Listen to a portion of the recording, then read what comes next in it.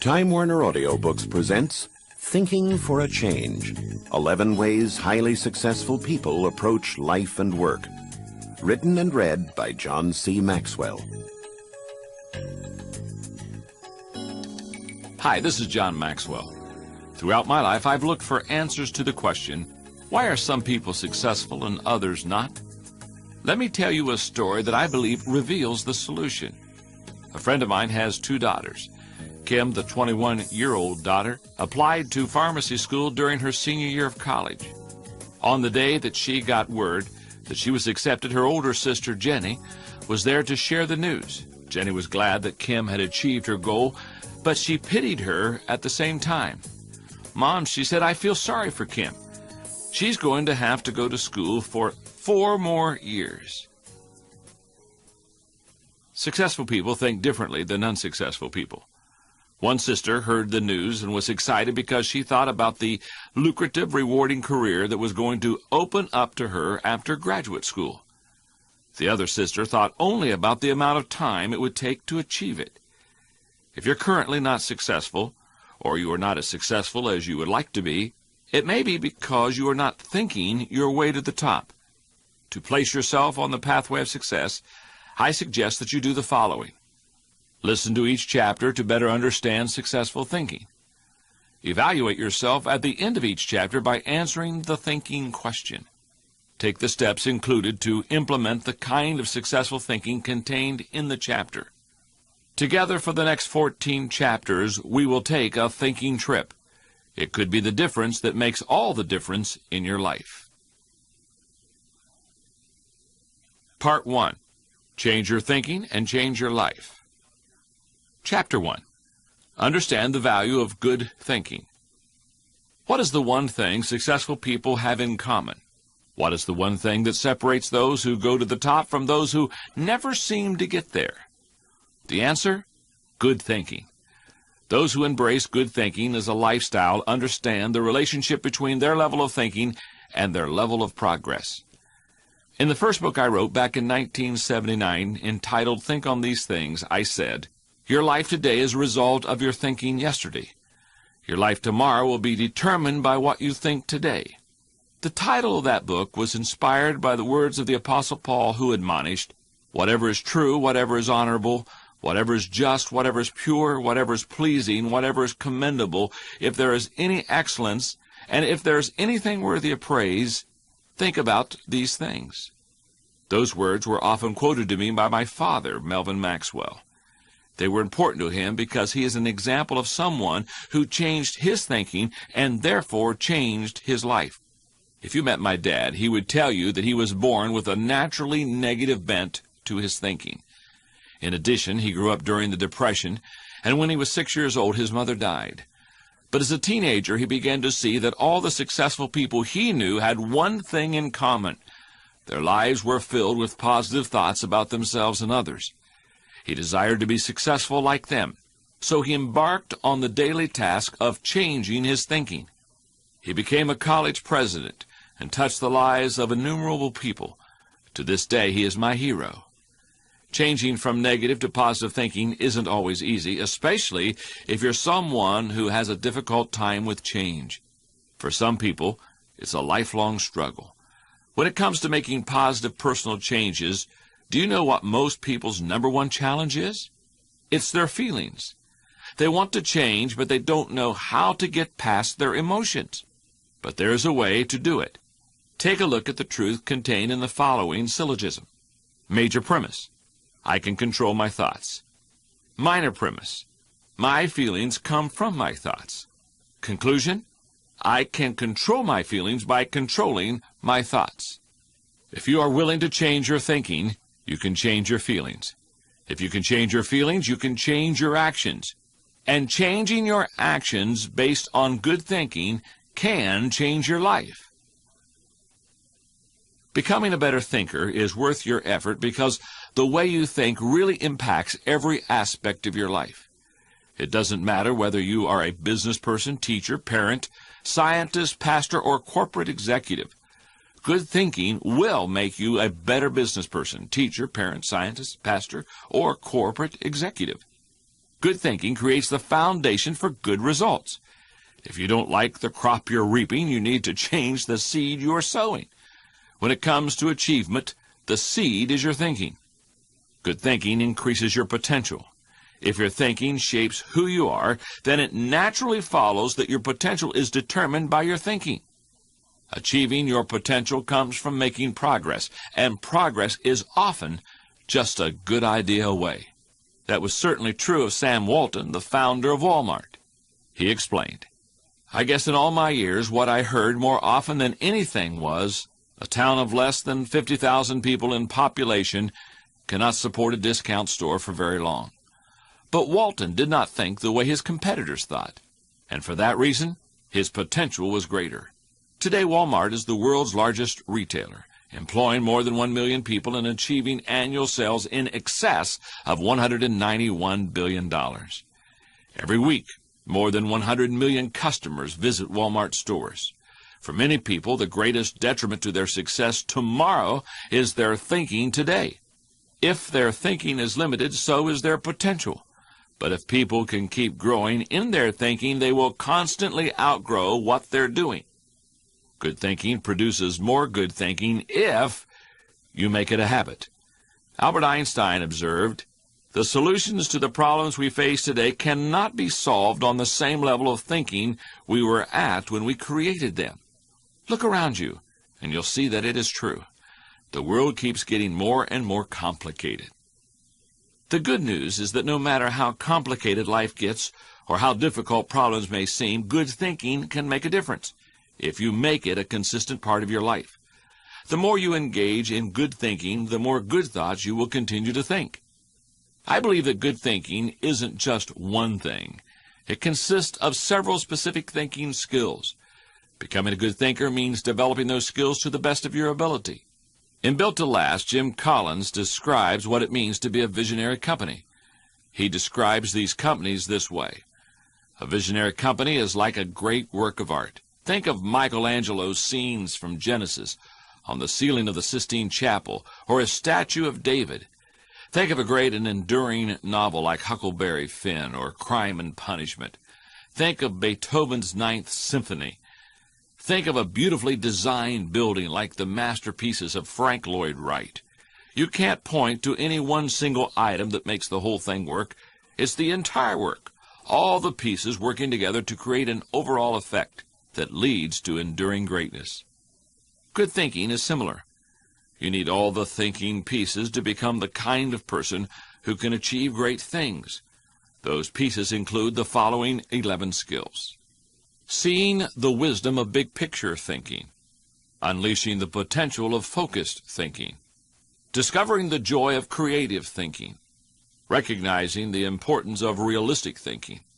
Releasing the power of strategic thinking. Feeling the energy of possibility thinking. Embracing the lessons of reflective thinking. Questioning the acceptance of popular thinking. Encouraging the participation of shared thinking.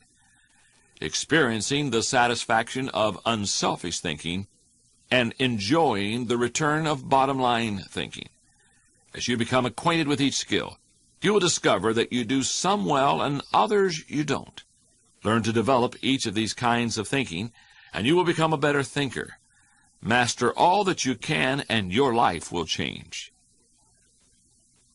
Gabe Lyons, an Enjoy vice president, recently attended an event at the Fox Theater in downtown Atlanta and came back completely on fire with enthusiasm. The speaker for the occasion was Jack Welch, former CEO of General Electric. Jack Welch came to promote his book, Jack, Straight from the Gut, but he didn't read from the book or give a canned lecture. He did something much more valuable for his audience. He answered their questions. Gabe said, "A young guy asked, 'When you were my age, what did you do that elevated yourself among all of your other associates? How did you stand out in the crowd of all of the other young, ambitious, and driven colleagues of your day?' Jack responded, 'The first thing you must understand is the importance of getting out of the pile. The only way you are going to stand out to your boss is to understand this simple principle. When your boss asks you a question, assigns a basic project, or sends you out to gather some data, you must understand that your boss already knows the answer that he's looking for. As a matter of fact, in most cases, he simply wants you to go out and confirm what he already believes is true in his gut. Most people simply go out and do just that, Jack continued, confirm what their boss believes to be true. But here is the difference maker. You must understand that the question is only the beginning. When your boss asks you a question, that question should become the jumping off point for several more ideas and thoughts. If you want to elevate yourself, you must sink your thoughts and time into not only answering the question, but going above and beyond it to add value to the train of thought your boss was on. Practically speaking, that means coming back to the table and presenting to your boss not only an answer, but 3 or more other ideas, options, and perspectives that were probably not previously considered by your boss. The goal is to add value to the idea and the thought by exceeding expectations when the question is given to you. This is true not only with questions, but assignments, initiatives, and everything else ever given to you to run with by upper management. Ask yourself this thinking question. Do I believe that good thinking can change my life? Take the next step toward understanding good thinking. Who are the best thinkers you know? Name them. What separates them from the rest of the crowd? Describe what's different about them. Choose one of those thinkers and try to arrange to spend some time with him or her. Who you associate with matters. In the past, how would you have defined good thinking? How would you describe it now? What personal or professional issues have created ongoing obstacles to your progress? Don't try to solve them now. Simply describe them on a piece of paper or at your computer. Chapter 2. Realize the impact of changed thinking. It's easy to believe that unsuccessful people need to change their thinking, but how about people who have already achieved a degree of success? Can individuals go to the next level without changing the way they think? Karen Ford didn't set out in life to be a business person or an entrepreneur. She started out as a teacher. For 10 years, she taught second grade, and she was a good teacher. But when her second child was born, he was diagnosed with a heart condition that required him to receive medication every 4 hours, every day for a year. So Karen left her job and stayed home to take care of her son. That put her family in a bit of a financial bind. That's when she decided to try selling Mary Kay cosmetics. It appealed to her because she could earn $50 a week to make up for her lost teaching income. She made plans to do that for a year, and then, when her son was well, she would return to her career in teaching. But she found out that she really enjoyed working with Mary Kay, and she was really good at it. I was making more income than I ever thought possible in my life, she says. I was being awarded diamonds, trips, cars. She never returned to the classroom. For the next couple of years, Karen worked hard selling products, recruiting like-minded women, and building her own organization. At Mary Kay, each woman is an independent business person. The company, which now has over 750,000 beauty consultants working with it, has this philosophy. In business for yourself, but not by yourself. Karen's success soon made her part of an exclusive group. She was one of 8,200 independent sales directors. But she believed she was capable of going to the highest level in Mary Kay. She wanted to become a national sales director. For the next 5 years, Karen worked tirelessly to achieve her goal. She recruited people. She increased her sales from $500,000 a year to over $650,000. She felt that she had done everything needed to make it to the highest level.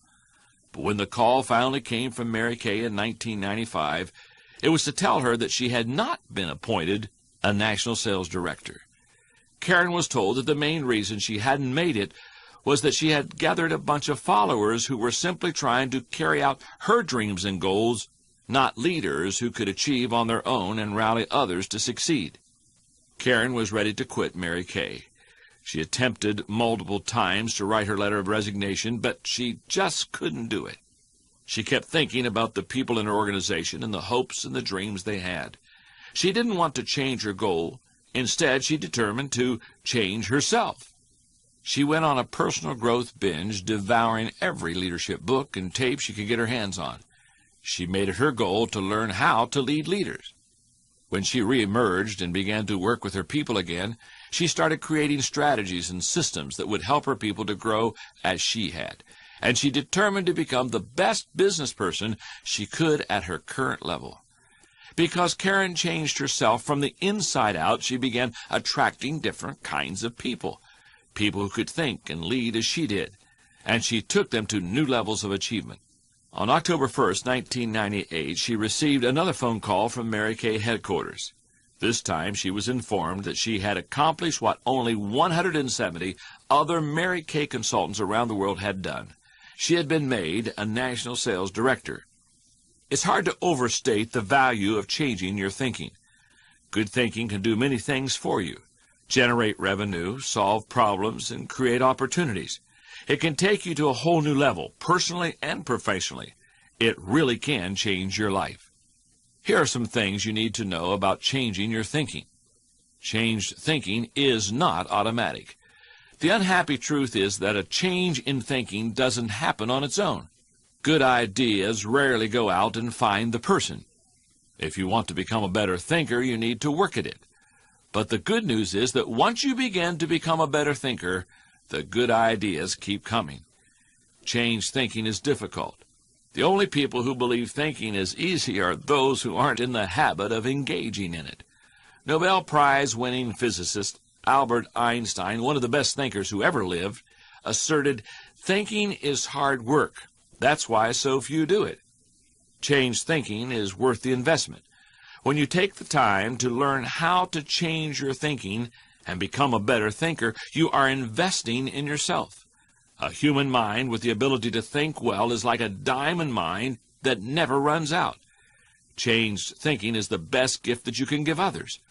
While learning to think better is a great investment in yourself, teaching someone else to think better is the greatest present you can give them because it represents the gift of unlimited potential.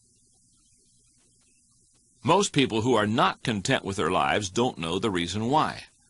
Often they suspect that circumstances or other people are to blame. Those who are more honest and self-aware know that the problem lies inside of them, yet they still have trouble getting to the root of the issue. They desire to change, but they don't do anything differently so that they can change. The truth is that only when you make the right changes to your thinking do other things begin to turn out right in your life. The process of changing your life begins when you take responsibility to change your thinking. Follow the process faithfully, and it will result in your experiencing a changed life. Here's how it works. Step 1. Changing your thinking changes your beliefs. As you strive to change your thinking, tell yourself these 3 things. Change is personal. I need to change. Change is possible. I'm able to change. Change is profitable. I'll be rewarded by change. Step 2. Changing your beliefs changes your expectations. A belief is not just an idea that you possess, it's an idea that possesses you. There is a great power in belief because it changes an individual's expectations. When Karen Ford changed her thinking and built her beliefs on a new foundation of growth, she had more than just hope and a dream to carry her forward. She expected to achieve her goal because she had done the hard work of changing to prepare for it. Step 3. Changing your expectations changes your attitude. Our expectations have a tremendous impact on our attitudes. Negative expectations are a quick route to dead-end thinking. Positive expectations bring a positive attitude. They produce excitement, conviction, desire, confidence, commitment, and energy, all characteristics that help a person to achieve success. If you would like to possess these qualities in greater abundance, then the way to do it is to raise your expectations. Step 4. Changing your attitude changes your behavior. Have you ever observed how your mood affects the way you act? When you are feeling particularly happy, are you more energized? Are you more likely to be kind to others?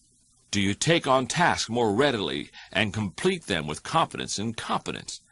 How about when you're having a really bad day? Do you get less work done? Are you less patient with your family and colleagues? Does everything seem like a chore? An attitude is little more than a mood or predominant emotion sustained over time. Your behavior is always impacted by your attitude. The two cannot be separated from one another. Step 5. Changing your behavior changes your performance. When I was in my 20s, I decided I wanted to become a better golfer. I went to see a golf professional to get some advice on how to improve. "You're using a baseball grip," the pro told me. "You're never going to improve until you change it." Then he showed me the proper way to hold the golf club. "I don't know if I'll ever be able to do it this way," I complained. "It's up to you," he answered. "You can do it the old way, but you'll never get any better." My performance would depend on a change in behavior. I made the change. Reaching new goals and moving to a higher level of performance always requires change, and change is awkward. However, take comfort in the knowledge that if a change doesn't feel uncomfortable, then it's probably not really a change. Step 6. Changing your performance changes your life. When you change your performance, that is, what you're able to do on a consistent basis, then you have the power to change your life. Although I write a lot of books, my primary career is in communication.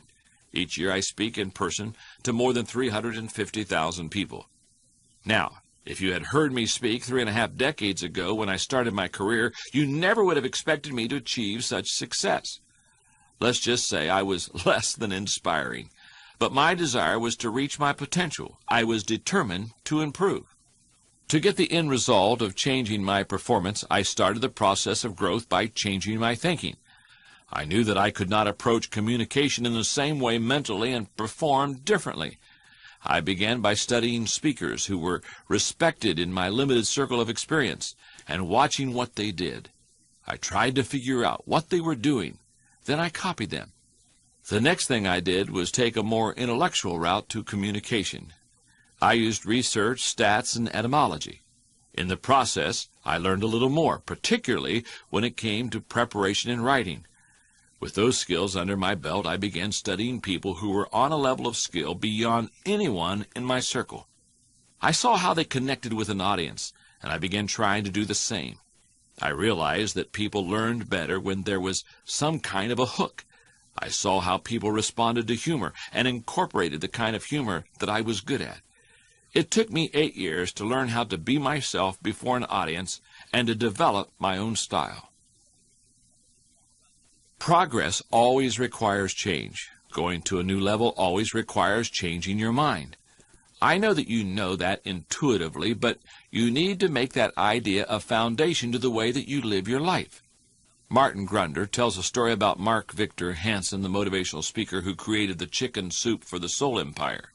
Years ago, before his great success, Hansen approached Tony Robbins at an event where both of them were speaking, and he said, "Tony, I've been doing this for a long time, and I'm doing okay. I'm making about $1 million a year doing what I'm doing.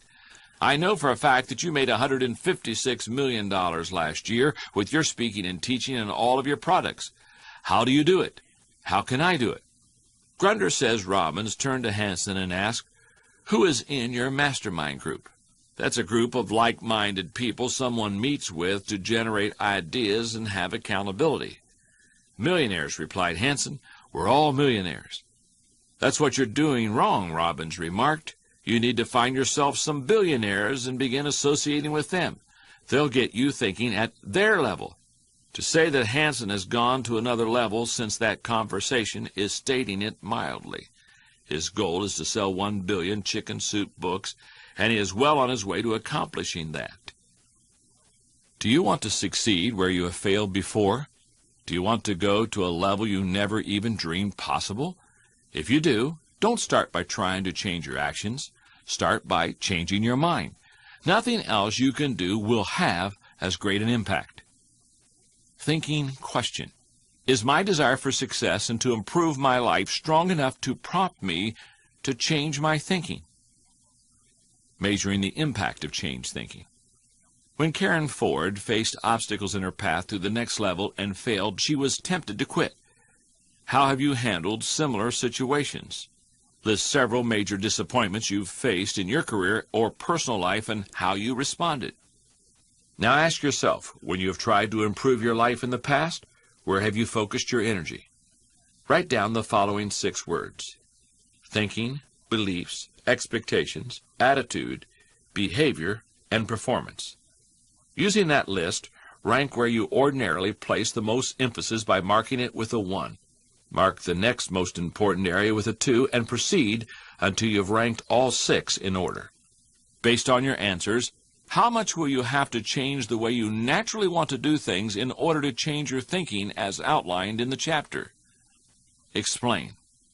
And finally, I believe that success is okay as long as it's seen as growth, not an end in itself. Could your past successes be getting in the way of your future success? Think about an area where you have been successful in the past but have currently plateaued. Figure out what is lacking in your current performance and trace back through performance, behavior, attitude, expectations, and beliefs until you go back to the source, thinking. How must you change your thinking to break through to the next level? Chapter 3. Master the process of intentional thinking. Becoming a good thinker isn't overly complicated. Simply stated, it's a discipline. And like most disciplines, it can be cultivated and refined. That's why I want to teach you the process that I've used to discover and develop good thoughts. It's certainly not the only one that works, but it has certainly worked well for me. Number 1, find a place to think your thoughts. If you go to a place to think and you expect to generate good thoughts there, then eventually you will come up with some good thoughts. Everybody's different when it comes to where to think. Some people think best in the shower. Others, like my friend Dick Biggs, like to go to a park. For me, the best places to think are in my car, on planes, or in my spa. Find a place where you can think and plan to capture your thoughts on paper so that you don't lose them. Number 2, shape your thoughts. Rarely do ideas come fully formed and completely worked out. Most of the time, they need to be shaped until they have substance. During the shaping time, you want to hold an idea up to strong scrutiny. Many times, a thought that seemed outstanding late at night looks pretty silly in the light of day. Ask questions about your ideas. Fine-tune them. One of the best ways to do that is to put your thoughts in writing. As you shape your thoughts, you really find out whether an idea has potential or not. By asking questions, you gain perspective on your ideas. Number 3, stretch your thoughts. If you come upon great thoughts and spend time mentally shaping them, don't think you're done and can stop there. If you do, you will miss some of the most valuable aspects of the whole thinking process. You miss bringing others in and expanding ideas to their greatest potential. If you really want to take an idea to the highest level, ask others to help you. I've found that there's a kind of formula that can help you stretch your thoughts. It says, the right thought plus the right people in the right environment at the right time for the right reason equals the right result. It's a combination that's hard to beat. Here's why. The right thought. Everything begins with the seed of an idea. The right people. When you expose an idea to the right people, incredible things can happen to that idea. The original thought often grows along with its vision, power, and impact. Who are the right people to stretch a vision? They are the ones who love you and embrace your vision, know you and strengthen your vision, and complement you and enlarge your vision. The right environment. A right environment is one where thinking is valued, ideas flow freely, fresh eyes are welcome, change is expected, questions are encouraged, egos are checked, ideas stimulate better ideas, and thinking generates teamwork. If you are in a wrong environment, then you need to find one that encourages you. If you're a leader, you need to realize that you are creating the environment that you are in. The right time. Ideas are fragile things when they first see the light of day. If you try to implement them too early or introduce them while there are more naysayers than supporters, they won't survive. When you are still in the stretching stage of an idea, present it without time frames or rigidly defined goals. Thoughts must be allowed to breathe before you harness them. The right reason. J.P. Morgan said a man always has two reasons for doing anything, a good reason and the real reason. Motives matter. If your ideas are motivated by adding value to others rather than just yourself, people will be more inclined to help you stretch them. Sometimes a thought is only a springboard to a greater idea, but without that springboard, the great idea would never be found. Sometimes a thought becomes great when it is partnered with another great idea. And sometimes a thought is remarkable just as it is and only needs to be fleshed out. Finding a place to stretch your thoughts gives you a chance to take that idea as far as it can go. Number 4, land your thoughts. Any idea that remains only an idea doesn't make a great impact. The truth is that the real power of an idea comes when it goes from abstraction to application.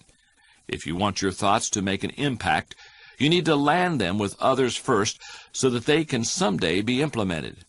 As you plan for the application phase of the thinking process, land your ideas first with yourself. Landing an idea with yourself will give you integrity. People will buy into an idea only after they buy into the leader who communicates it. That won't happen if the leader doesn't believe in it himself. Land your idea with key players. Let's face it, no idea will fly if it isn't embraced by the influencers. Landing an idea with the influencers in your organization, for example, will increase your influence. After all, they are the people who carry thoughts from idea to implementation. And then, land your idea with those most affected. Landing thoughts with the people on the firing line will give you great insight. Those closest to changes that occur as a result of a new idea are able to give you a reality read. And that's important, because sometimes, even when you've diligently gone through the process of creating a thought, shaping it, and stretching it with other good thinkers, you can still miss the mark. Number 5, fly your thoughts. What good is thinking if it ultimately has no application in real life? If your thinking is totally separate from your actions, then it's not productive.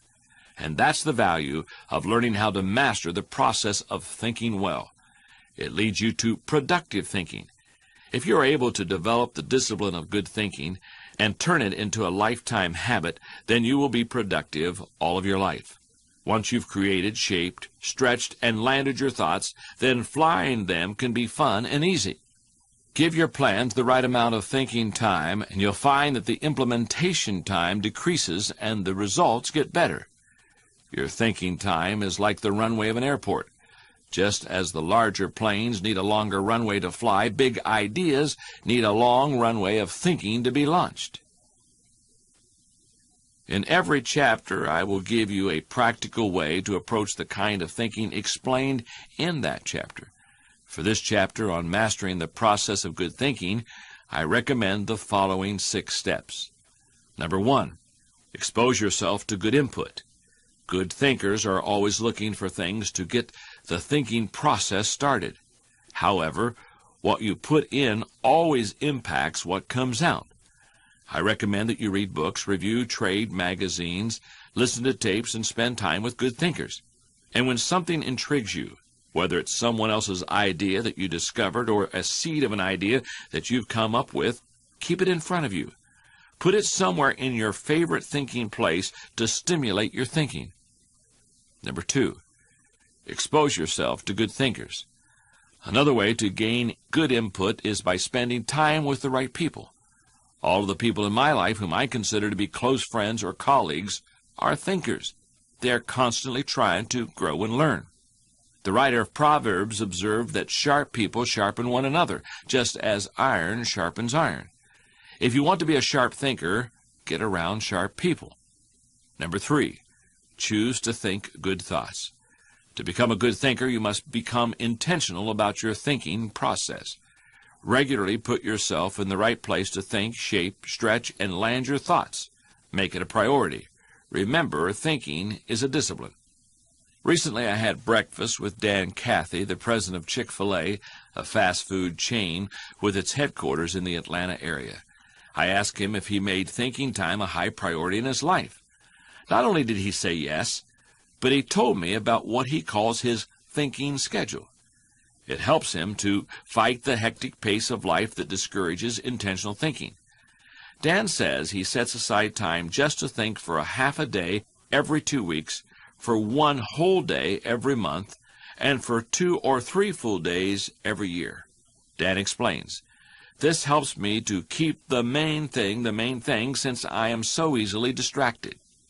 You may want to do something similar to what Dan does, or you can develop a schedule or method of your own.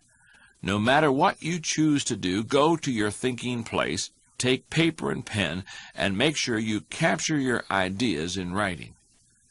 Number 4, act on your good thoughts. Ideas have a short shelf life.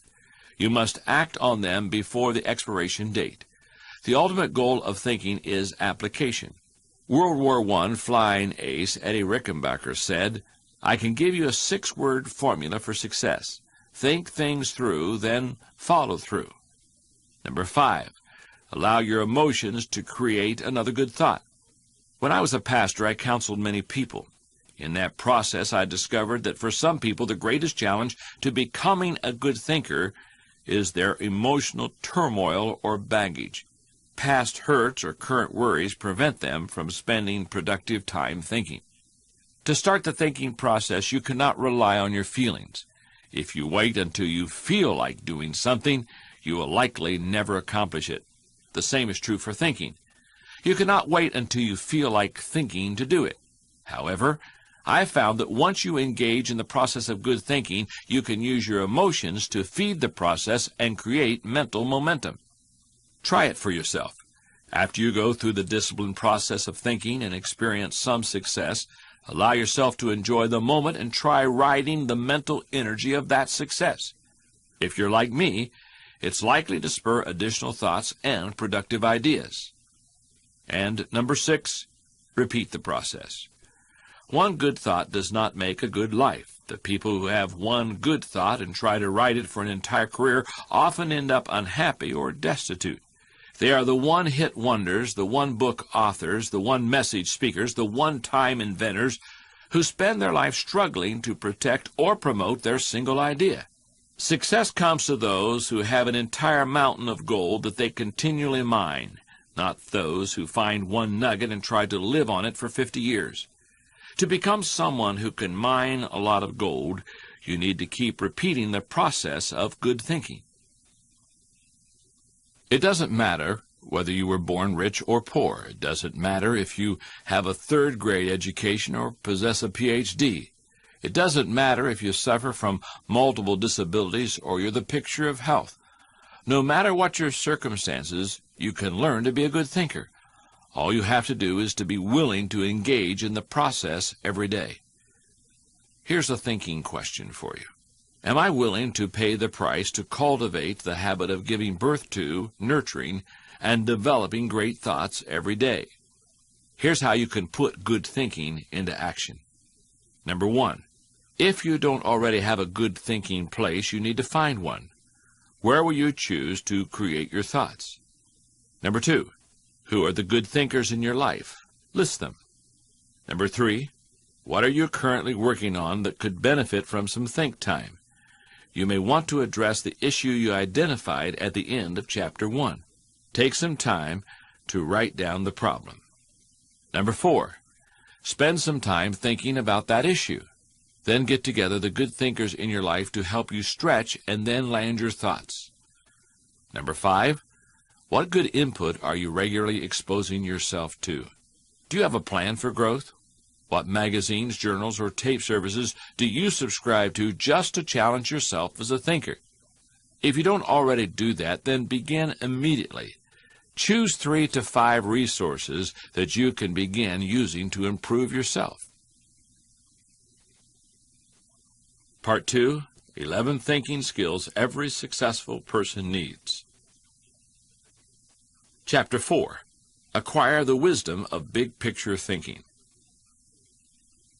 If someone told you that on the longest day of the year, you would be able to look deep into an old-fashioned well that was located in a certain town and see the sun reflected in the water, what would you think? An Egyptian librarian heard that bit of information, that the sun could be seen shining at the bottom of a well in the town of Syene, and it was more than just trivia to him.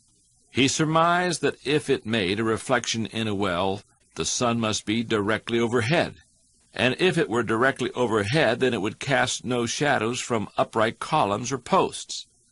Yet on the longest day of the year in the city of Alexandria, where he lived, he observed that straight columns did cast shadows. He decided to travel the 800 kilometers to Syene to verify that what he had heard was true. On the longest day of the year, he looked into the well and saw the sun reflected, and sure enough, at midday, posts cast no shadows. He began to see a bigger picture of what these seemingly insignificant facts meant. Surprisingly, it went against what nearly everyone believed at the time.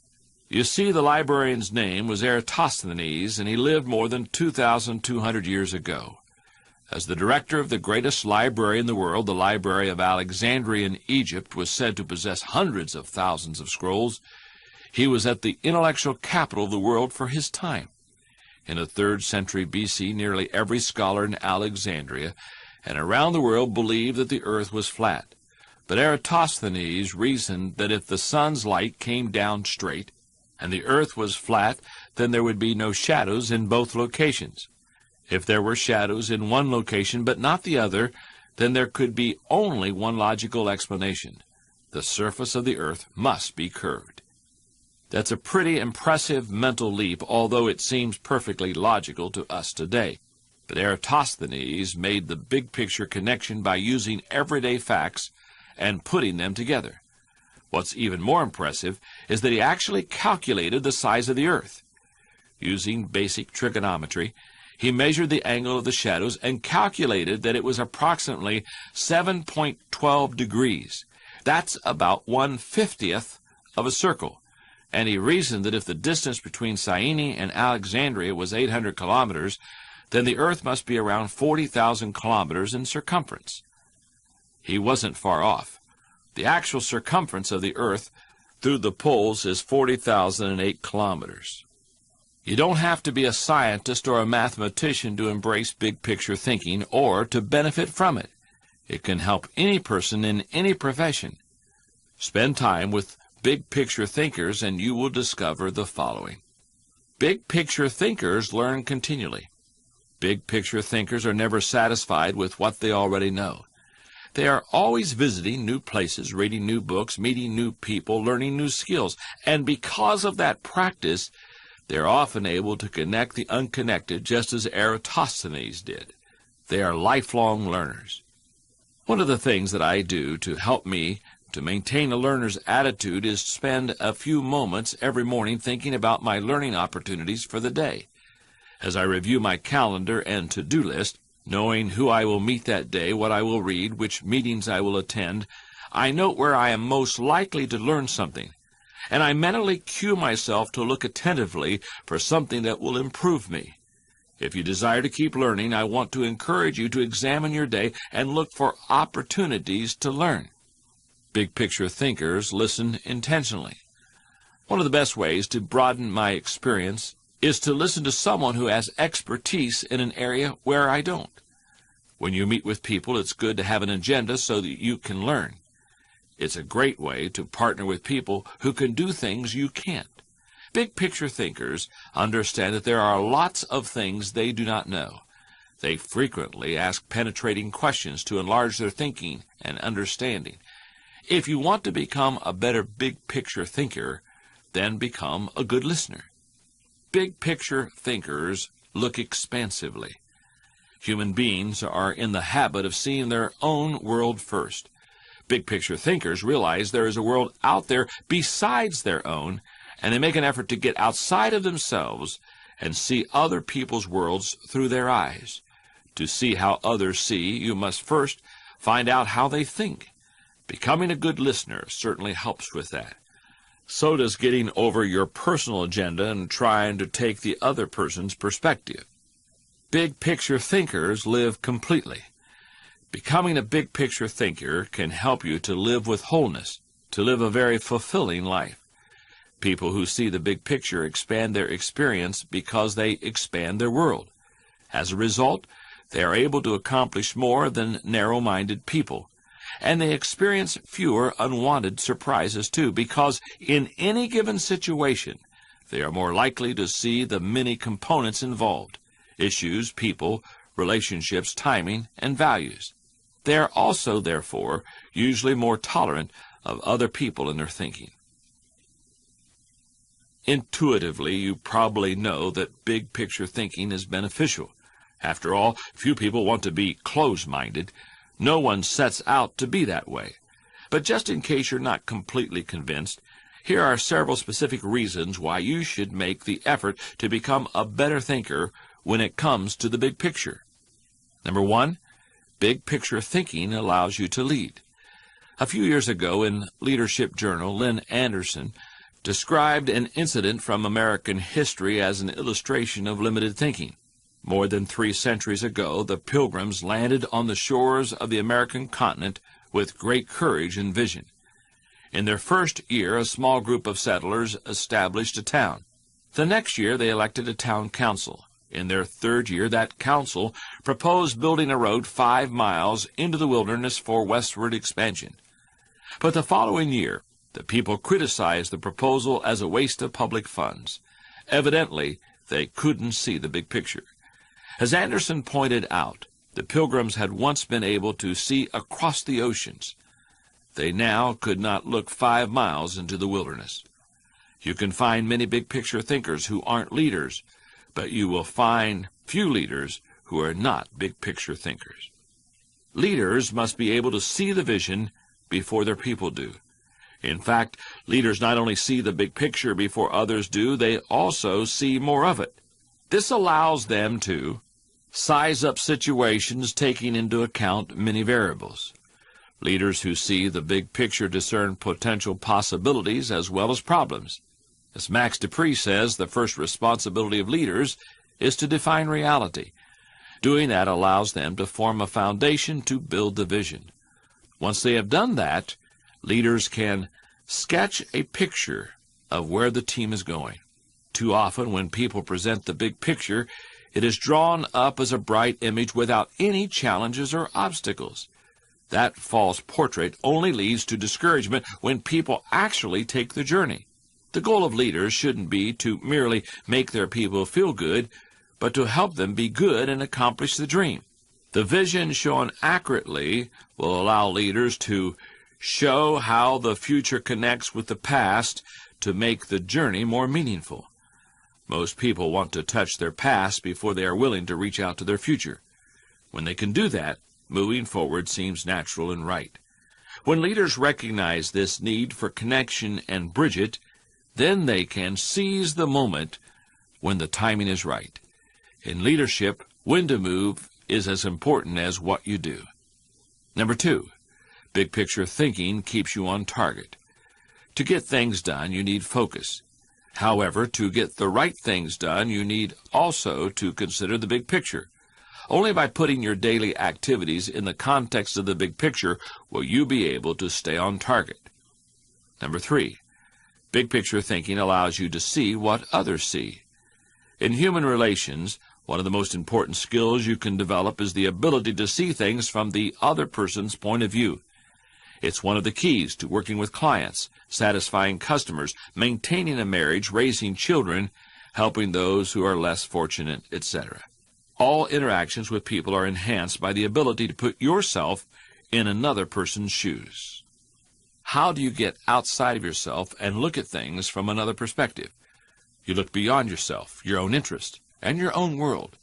You look at the big picture.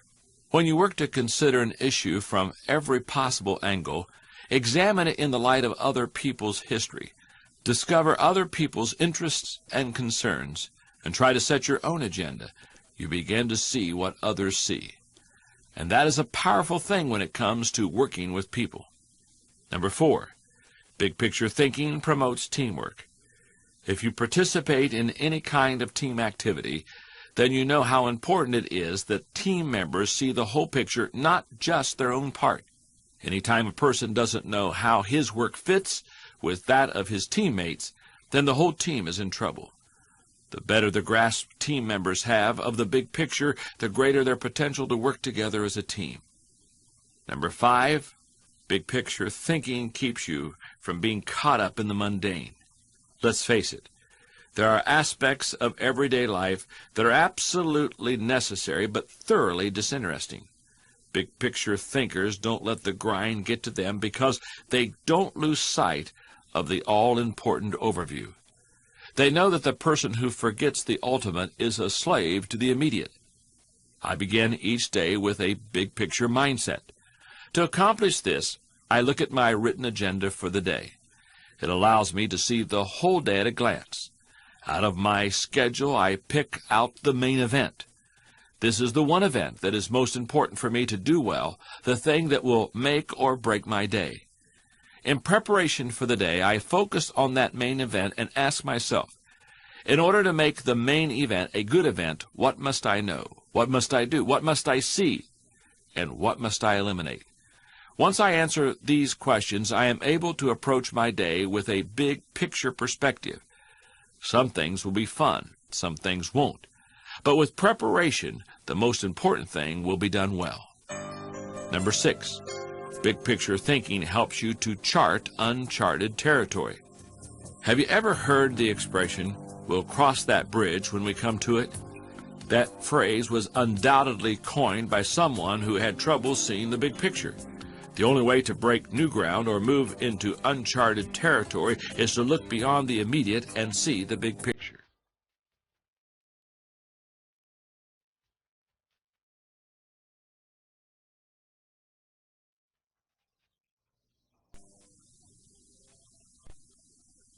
If your desire is to seize new opportunities and open new horizons, then you need to add big picture thinking to your abilities. To become a good thinker who is better able to see the big picture, keep in mind the following suggestions. Don't strive for certainty. One of the hallmarks of big picture thinkers is that they are comfortable with ambiguity. They don't try to force every observation or piece of data into pre-formulated mental cubbyholes.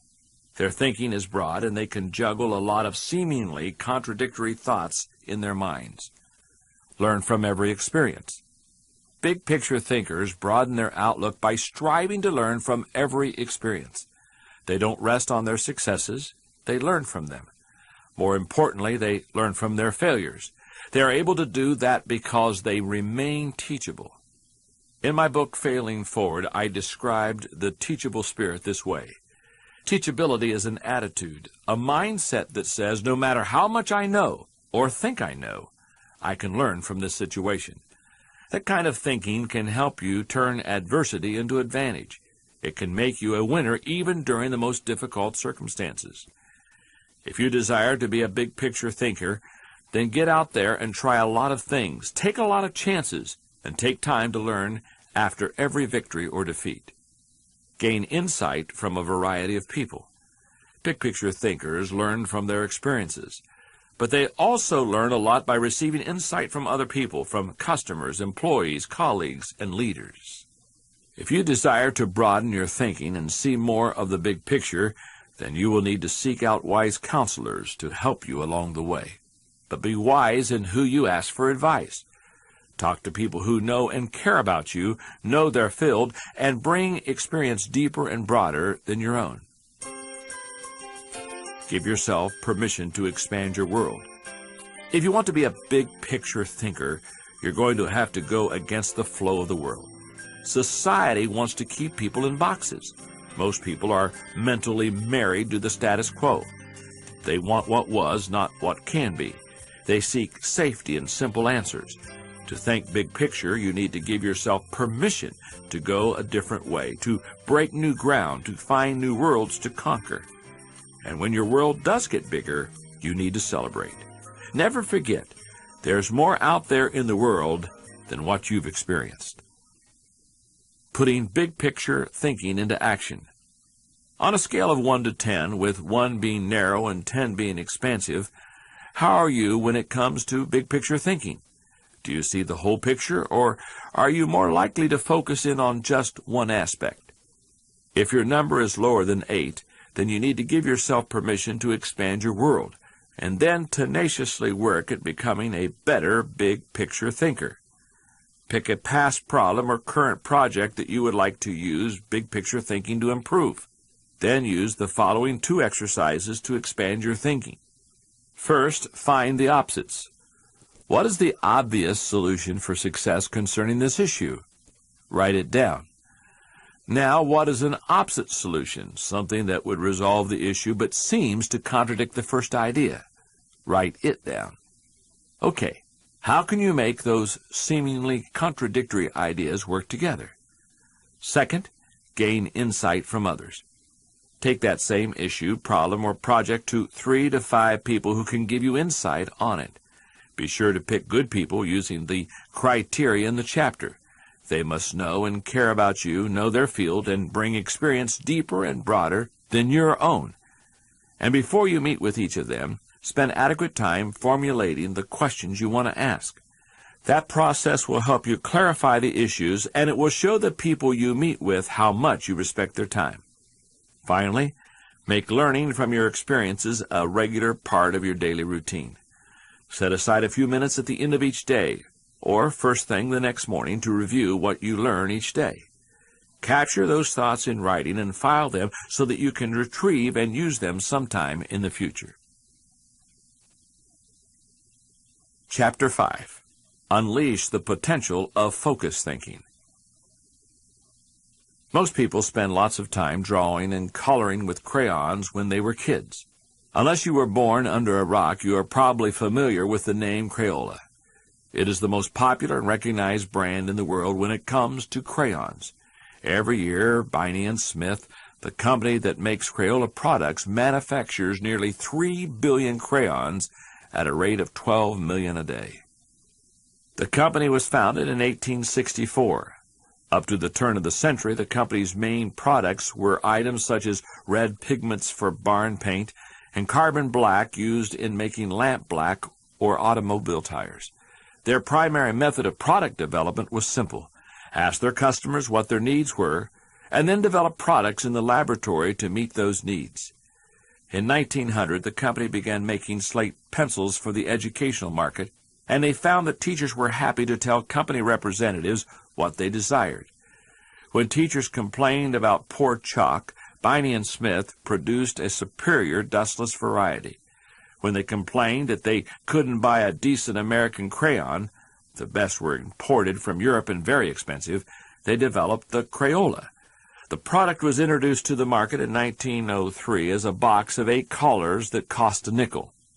Today they dominate that market, even in the face of the electronic revolution. In The 5 Faces of Genius, Annette Moser-Wellman assessed the company by saying, "The biggest threat to Crayola's business has been the entry of computer games for kids. Instead of drawing and coloring, kids are tempted by interactive CDs and more.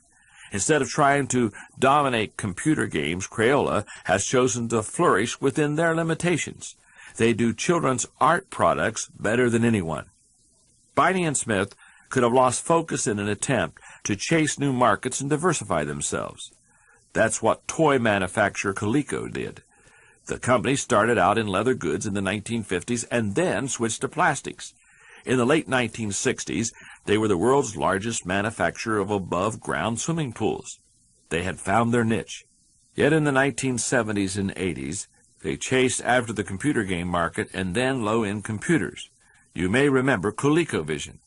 Then they tried to capitalize on Cabbage Patch dolls. It ultimately drove them into bankruptcy. It would have been easy for Barney & Smith to chase after others' successes, but they didn't do that. The company has remained focused, and as long as it does, it will continue to excel and to sell more crayons and children's art supplies than any other company in the world.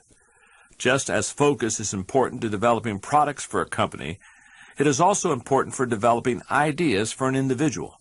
Focused thinking can do several things for you. Focused thinking harnesses energy toward a desired goal. Focus can bring energy and power to almost anything, whether it's physical or mental. If you're learning how to pitch a baseball and you want to develop a good curveball, then focused thinking while practicing will improve your technique. If you need to refine the manufacturing process of your product, focused thinking will help you develop the best method. If you want to solve a difficult mathematics problem, sustaining focused thinking helps you break through to the solution. That's why philosopher Bertrand Russell asserted, to be able to concentrate for a considerable time is essential to difficult achievement. The greater the difficulty of a problem or issue, the more focused thinking time will be necessary to solve it. Focused thinking gives ideas time to develop. I often bring my creative team together for brainstorming and creative thinking. When we first get together, we try to be exhaustive in our thinking in order to generate as many ideas as possible. That has great value because the birthing of a potential breakthrough is often the result of sharing a lot of good ideas. But to take ideas to the next level, you need to shift from being expansive in your thinking to being selective. Over the years, I have discovered that a good idea can become a great idea when it is given focused time.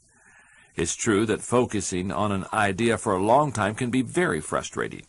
I've often spent days focusing on a thought and trying to develop it, only to find that I could not improve the idea.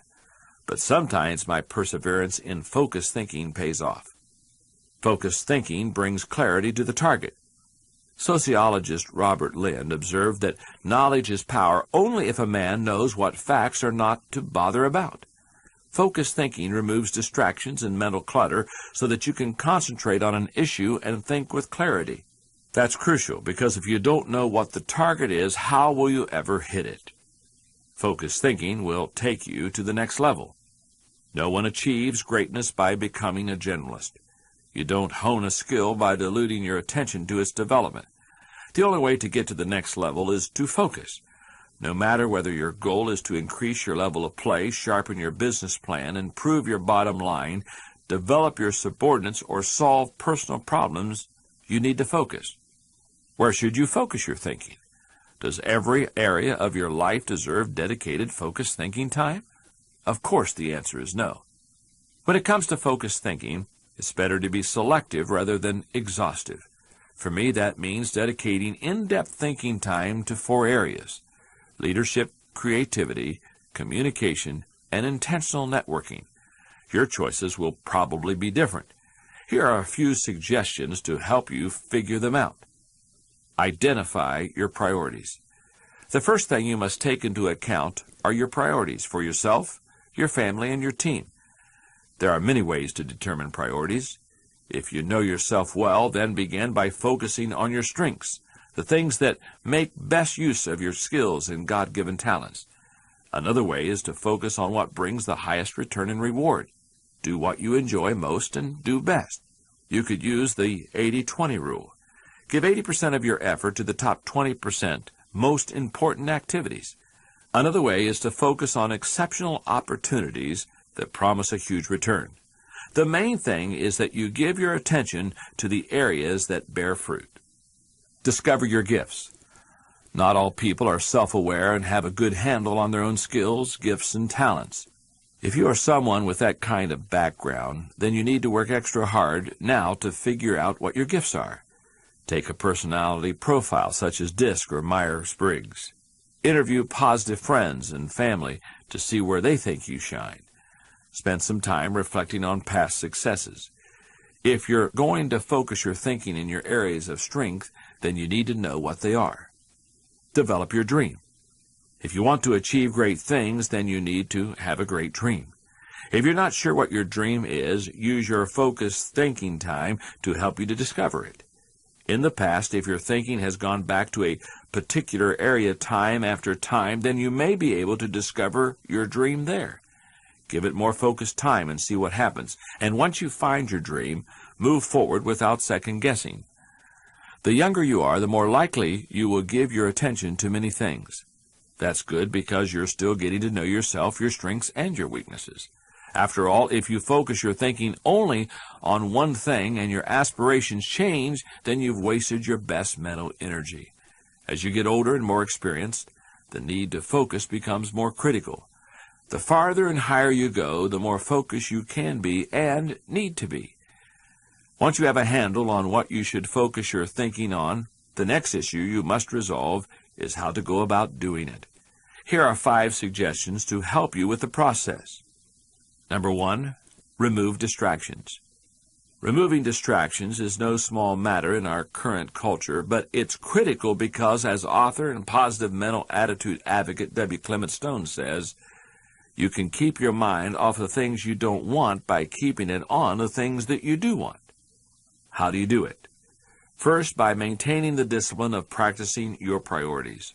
Don't do easy things first, or hard things first, or urgent things first. Do first things first, the activities that give you the highest return. In that way, you can keep the distractions to a minimum. Another thing you can do is insulate yourself from distractions. I found that I need blocks of time to think without interruptions. I've mastered the art of making myself unavailable from people and distractions when necessary and going off to my thinking place so that I can work without interruptions. Number 2, make time for focused thinking. Once you have a place to think, then you need to have time to think.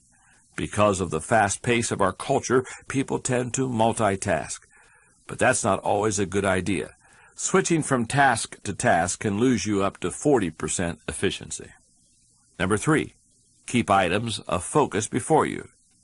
To help me concentrate on the things that matter, I work to keep items that are important before me. I also keep items of focus before me in other ways. For example, if I'm working on a lesson for a conference or an outline for a book, I'll keep a file or a page on my desk so that I can see it every day as I work. That strategy has been successful for me for 30 years to stimulate and sharpen ideas.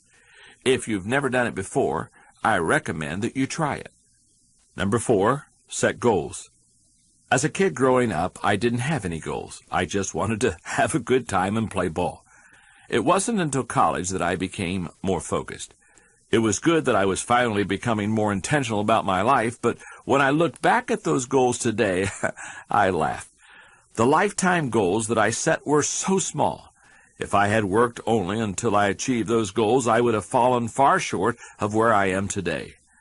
I believe goals are important, but the purpose of goals is to focus your attention and give you direction, not to identify a final destination. As you think about your goals, note that they should be clear enough to be kept in focus, close enough to be achieved, and helpful enough to change lives. Those guidelines will get you going. And be sure to write down your goals. If they're not written, I can almost guarantee you that they're not focused enough. Number 5, question your progress. Ask yourself, am I seeing a return from my investment of focused thinking time? Is what I'm doing getting me closer to my goals? Am I heading in a direction that is helping me to fulfill my commitments, maintain my priorities, and realize my dreams? Here's your thinking question for this chapter. Am I dedicated to removing distractions and mental clutter so that I can concentrate with clarity on the real issue? Putting focused thinking into action. Rate yourself. On a scale of 1 to 10, with 1 being scattered and 10 being focused, how are you when it comes to being a focused thinker? The lower your number, the more time you need to carve out for focused thinking time. Now, go get your calendar and figure out how to schedule thinking time. Ideally, you should schedule some time daily as well as a good block of time once a week. Remember that to be effective, you must remove yourself from distractions, prevent unwanted interruptions, and be able to focus. Pick the best place and your most productive time of day for your focused thinking time. Then put it on your calendar and treat it as you would any important appointment. Our lives are most affected, for good and bad, by just a few events and decisions. Focused thinking can provide the arena to significantly impact those decisions and events.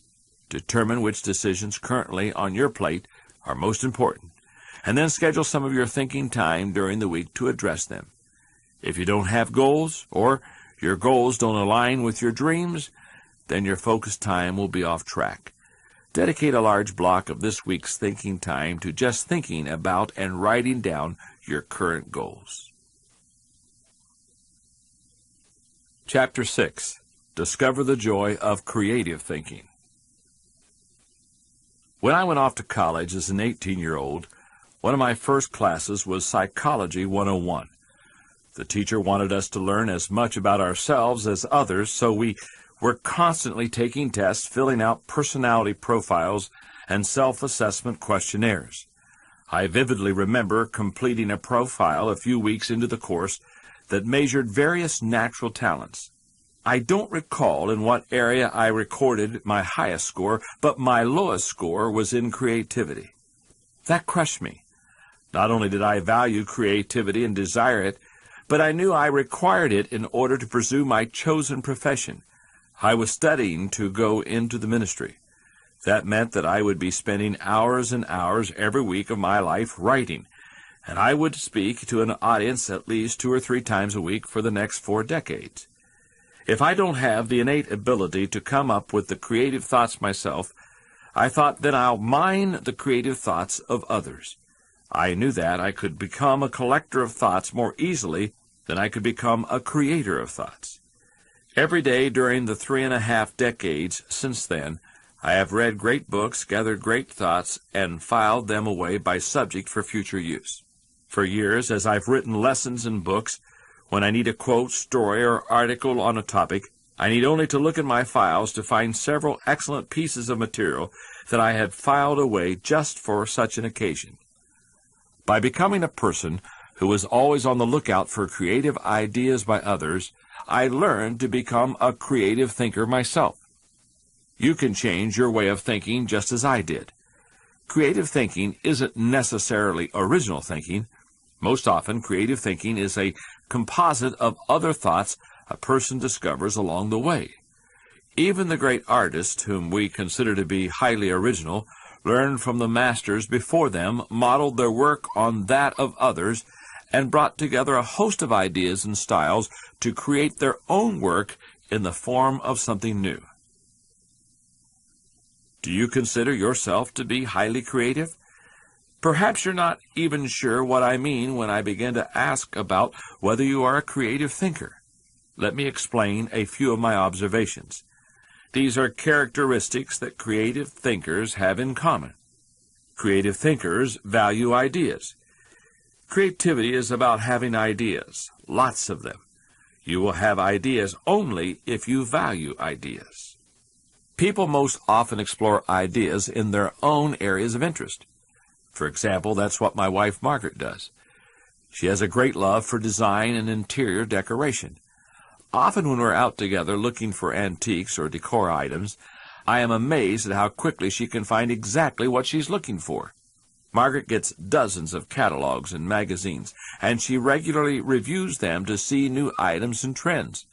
Because she values ideas, she always has lots of them.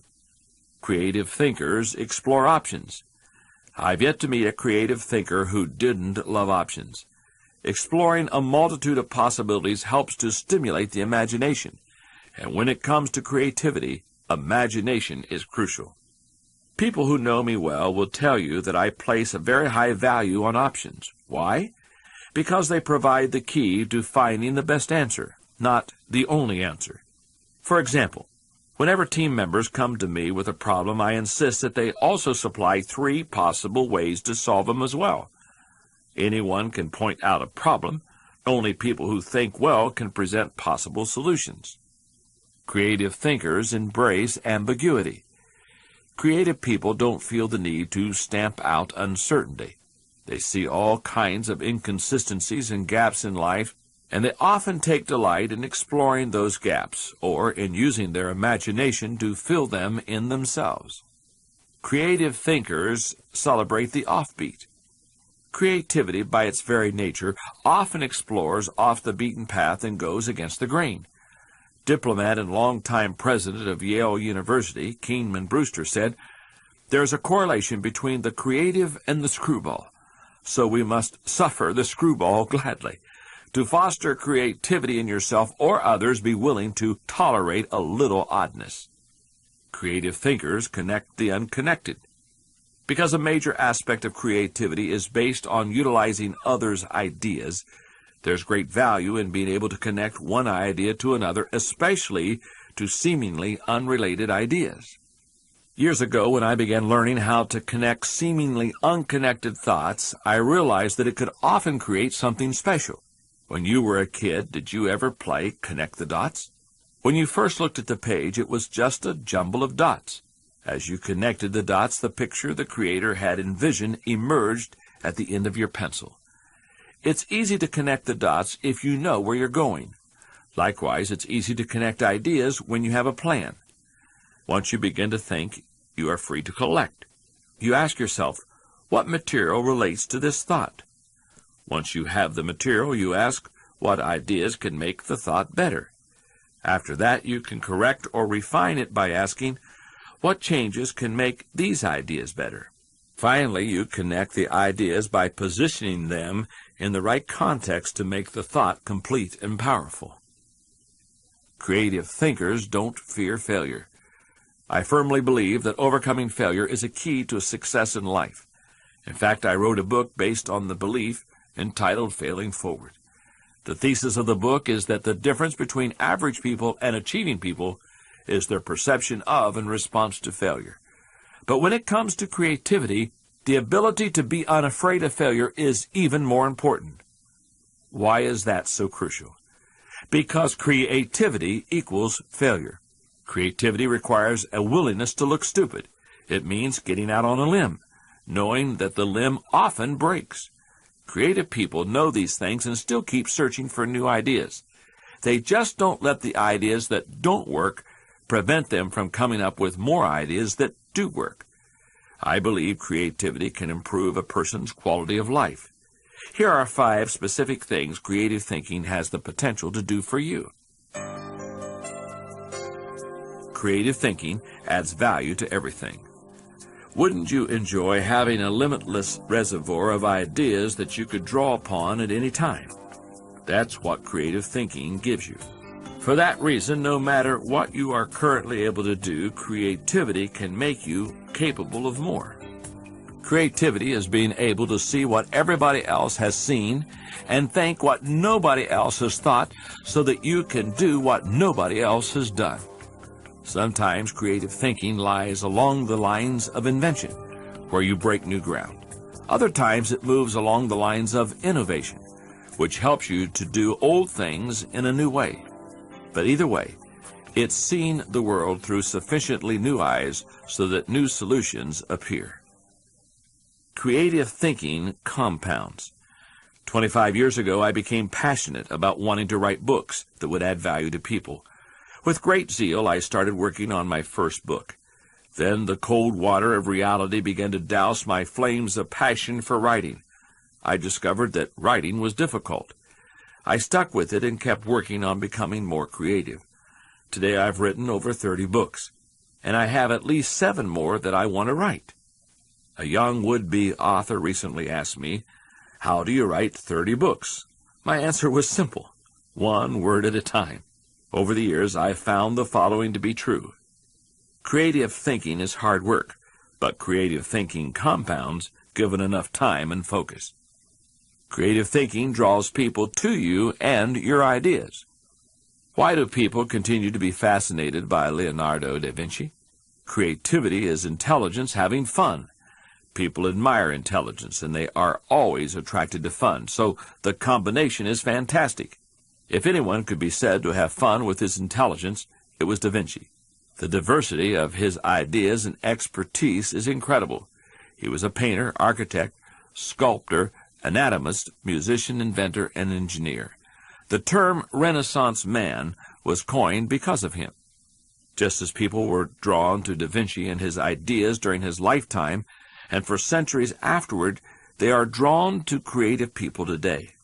If you cultivate creativity, you will become more attractive to other people, and they will be drawn to you. Creative thinking helps you learn more. It almost seems too obvious to say, but if you are always actively seeking new ideas, you will learn. Creativity is teachability. It's seeing more solutions than problems, and the greater the quantity of thoughts, the greater the chance for learning something new. Finally, creative thinking challenges the status quo.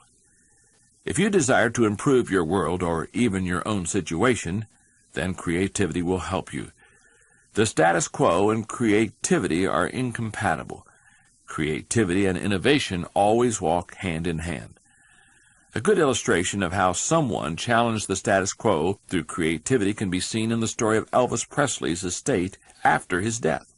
Elvis left everything in a trust for Lisa Marie, his young daughter.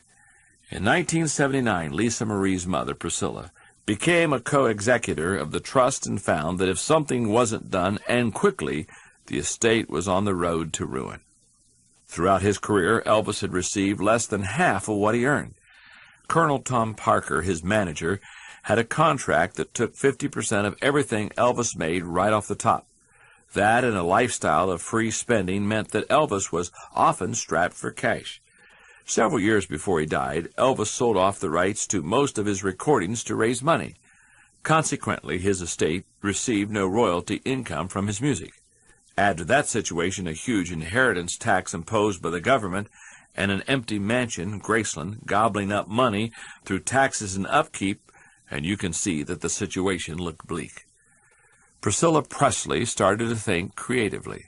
First, she took the little remaining cash from the estate and invested it into Graceland. Rather than selling it, she opened it up to the public as a tourist attraction.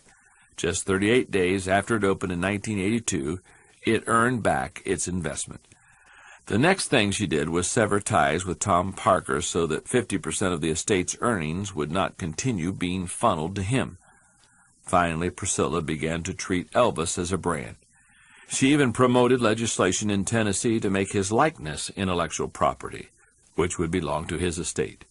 By using creative thinking, Priscilla Presley turned what looked like an impossible situation into a business empire that earns tens of millions of dollars a year.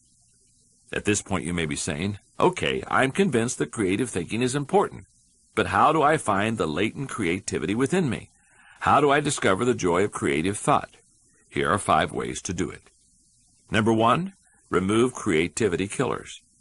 Take a listen to the following phrases. They are almost guaranteed to kill creative thinking anytime you hear or think of them. I'm not a creative person. Follow the rules. Don't ask questions.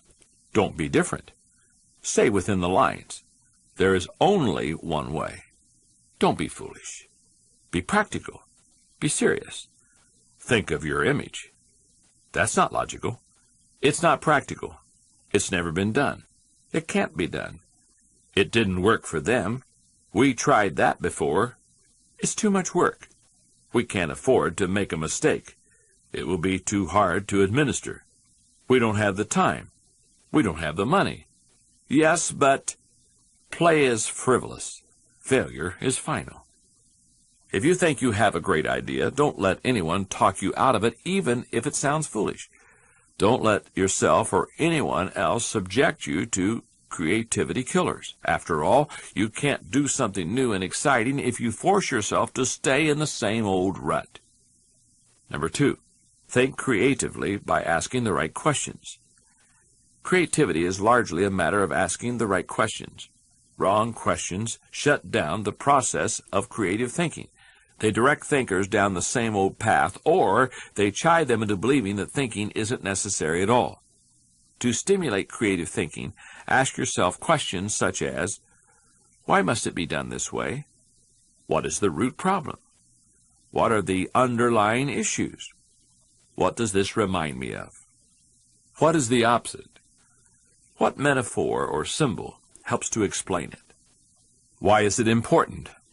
What's the hardest or most expensive way to do it? Who has a different perspective on this? What happens if we don't do it at all? You get the idea, and you can probably come up with better questions yourself. Number 3, develop a creative environment. Negative environments are responsible for the death of thousands of great ideas every minute. A creative environment, on the other hand, becomes like a greenhouse where ideas are seeded, sprout up, and flourish. A creative environment encourages creativity. When innovation and good thinking are openly encouraged and rewarded, then people see that they have permission to be creative. A creative environment places a high value on trust among team members and individuality. Creativity always risks failure. That's why trust is so important to creative people. In the creative process, trust comes from the fact that the people working together want what's best for the organization and each other. It comes from knowing that people on the team have experience launching successful creative ideas. And it comes from the assurance that the time coming up with creative ideas won't go to waste because the ideas will be implemented. A creative environment embraces those who are creative. Creative people are sometimes off-center. When it comes to how creative people should be treated, I take the advice of Tom Peters, who says, "Weed out the dullards, nurture the nuts." A creative environment focuses on innovation, not just invention.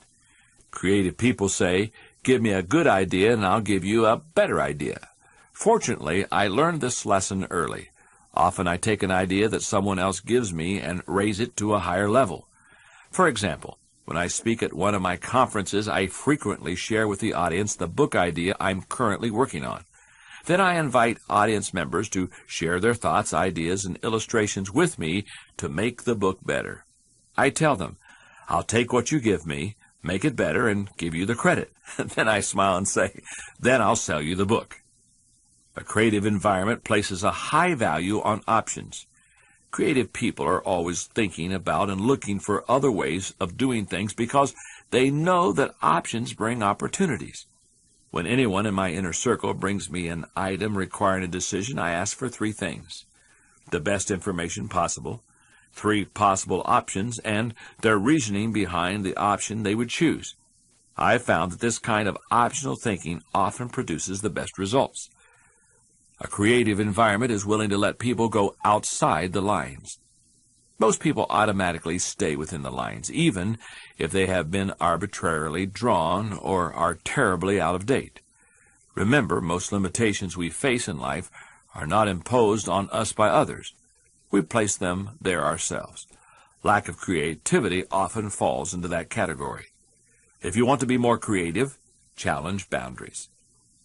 A creative environment appreciates the power of a dream. A creative environment encourages the use of a blank sheet of paper and the question, if we could draw a picture of what we want to accomplish, what would it look like? A creative environment allowed Martin Luther King Jr. to speak with passion to millions of people. I have a dream, not I have a goal. Goals may give people focus, but dreams give them power. Dreams expand people's world. Number 4, spend time with other creative people. What if the place you work has an environment that is hostile to creativity, and you possess little ability to change it? One possibility would be to change jobs. But what if you desire to keep working there despite the negative environment? Your best option is to find a way to spend time with other creative people. Creativity is contagious. Have you ever noticed what happens during a good brainstorming session? One person throws out an idea. Another person uses it as a springboard to discover another idea. Someone else takes it in yet another, even better direction. Then somebody grabs hold of it and takes it to a whole new level. The interplay of ideas can be electric. The more time you can spend with creative people engaging in creative activities, the more creative you will become. Number 5, get out of your box. Actress Katharine Hepburn remarked, "If you obey all the rules, you will miss all the fun." While I don't think it's necessary to break all the rules, many are in place to protect us, I do think it's unwise to allow self-imposed limitations to hinder us. Creative thinkers know that they must repeatedly break out of the box of their own history and personal limitations in order to experience creative breakthroughs. The most effective way to help yourself get out of the box is to expose yourself to new paradigms. One way you can do that is by traveling to new places. Explore other cultures, countries, and traditions. Find out how people very different from you live and think. Another is to read on new subjects. If you want to break out of your own box, get into somebody else's. Read broadly. Many people mistakenly believe that if individuals aren't born with creativity, then they will never be creative. But you can see from the many strategies and examples I've given you that creativity can be cultivated. Here's a thinking question for you. Ask yourself, Am I working to break out of my box of limitations so that I can explore ideas and options to experience creative breakthroughs? Putting creative thinking into action. If you've been using some method of capturing your ideas in a notebook, computer, or filing system, I want you to take time and look through some of the ideas that you've recorded.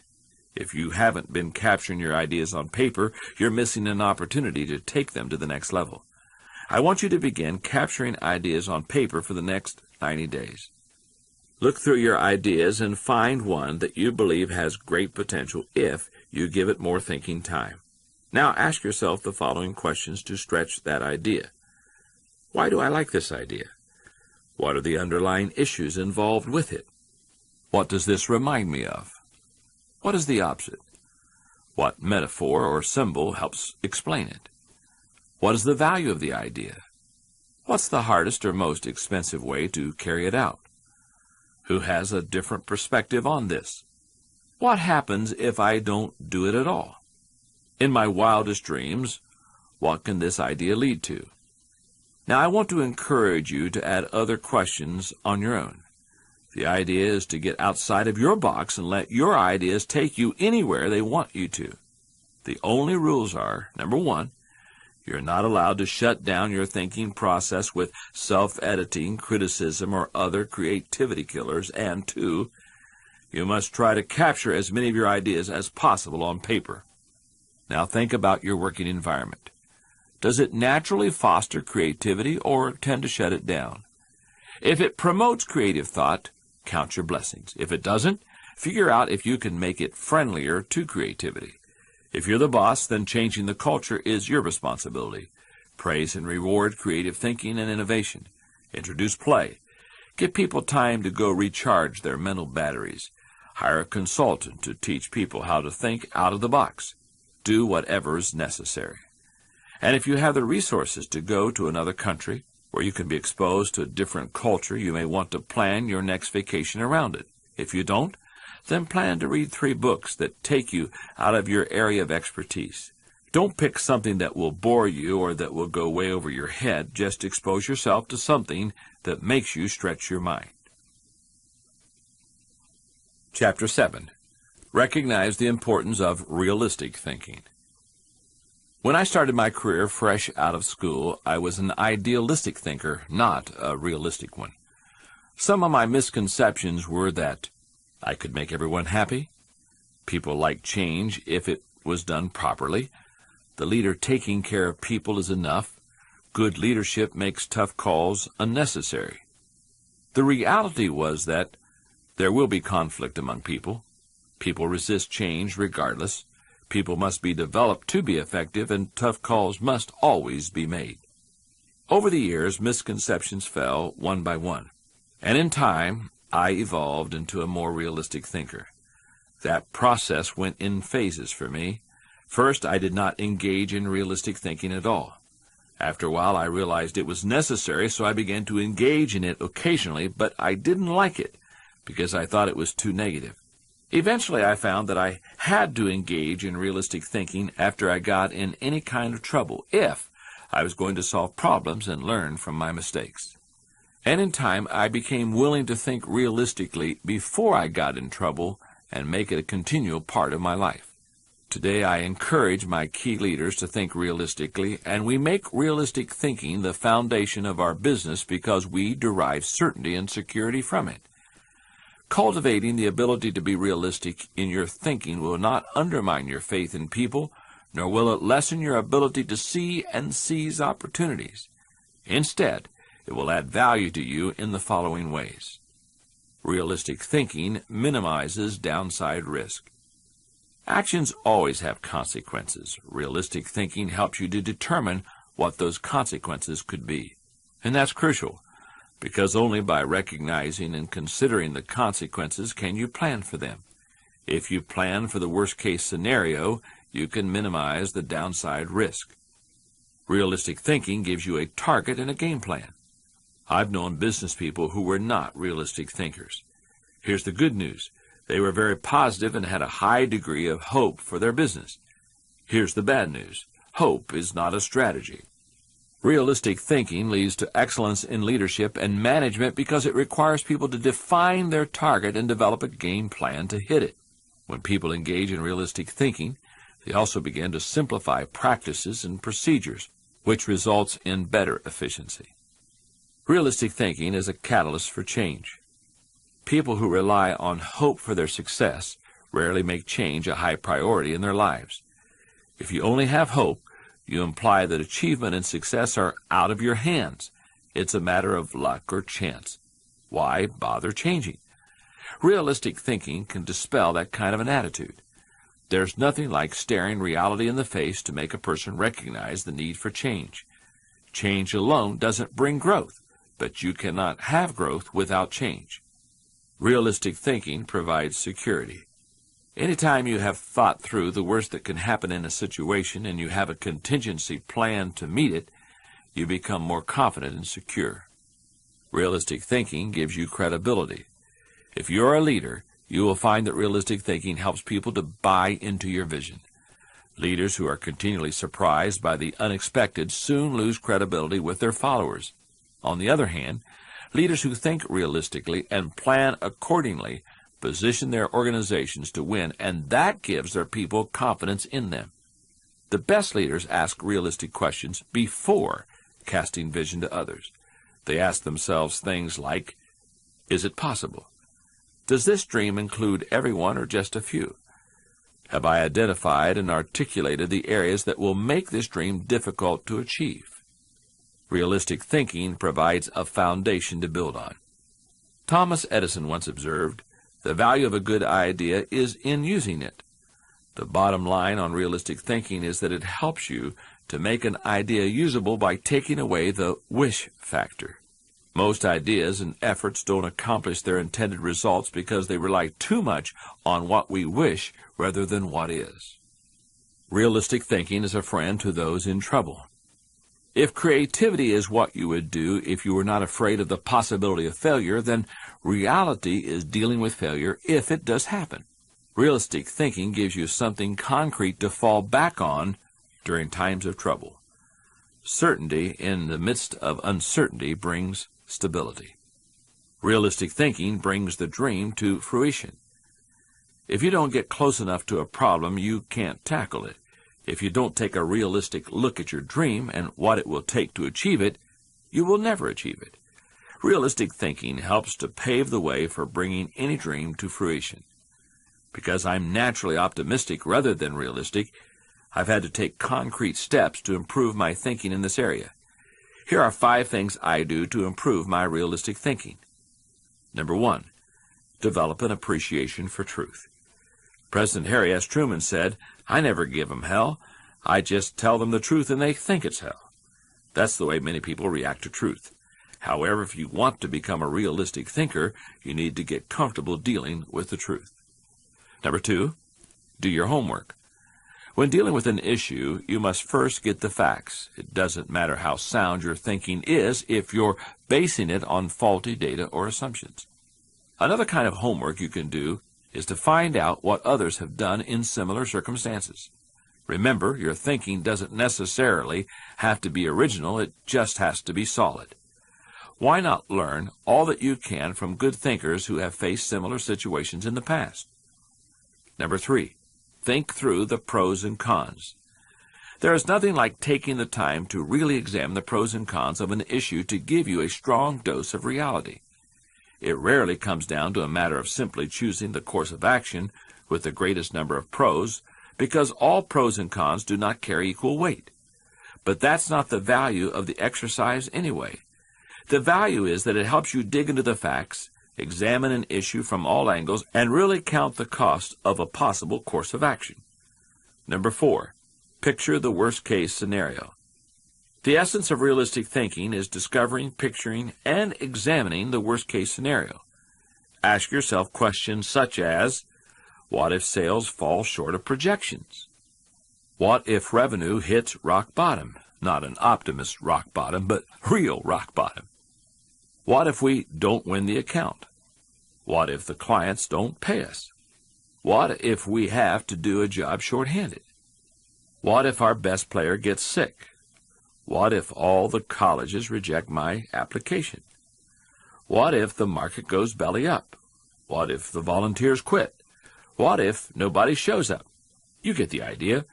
The point is that you need to think about worst-case possibilities, whether you are running a business, leading a department, pastoring a church, coaching a team, or planning your personal finances. Your goal isn't to be negative or expect the worst, just to be ready for it in case it happens.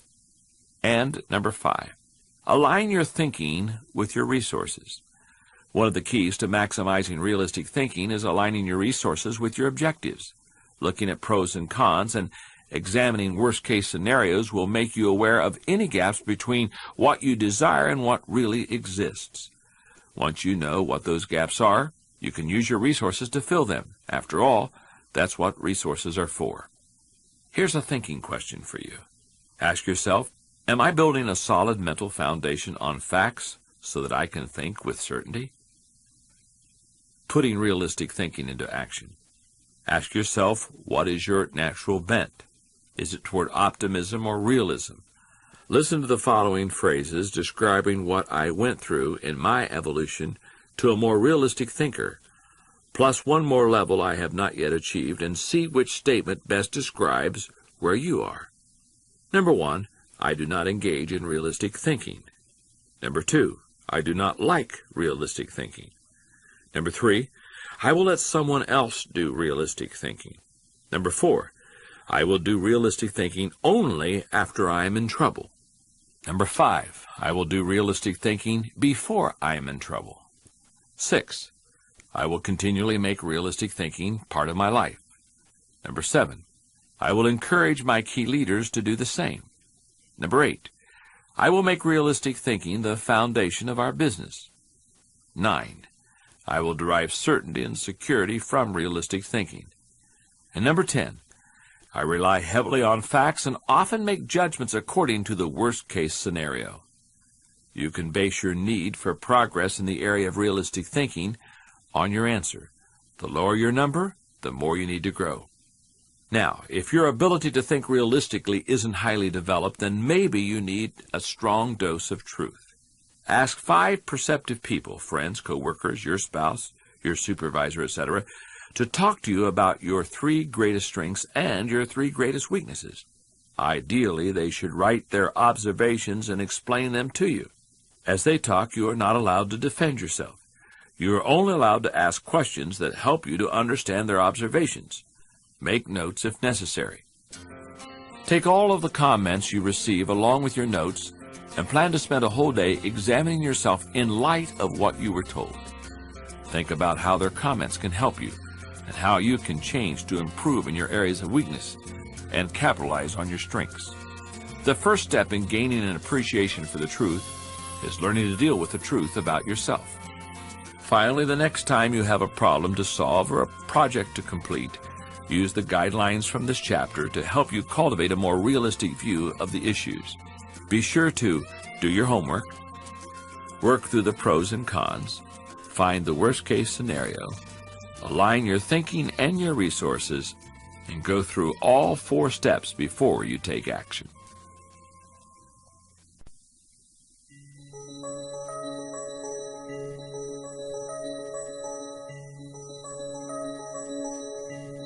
Chapter 8. Release the power of strategic thinking. When you hear the words strategic thinking, what comes to mind? Do you conjure up marketing plans, the kind that can turn a company around? Perhaps you contemplate global politics, or you recall some of history's greatest military campaigns.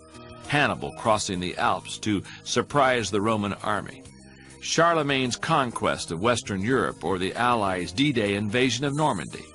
Strategic thinking is often associated with war. In fact, a common dictionary defines it as the science of planning and directing large-scale military operations, specifically, as distinguished from tactics, of maneuvering forces into the most advantageous position prior to actual engagement with the enemy. Even the most basic definition uses a military application and distinguishes tactics from strategic thinking. Tactics are actions taken in battle, while strategies are plans prior to it. But strategy doesn't have to be restricted to military action or even to business. Strategic thinking can make a positive impact in any area of life.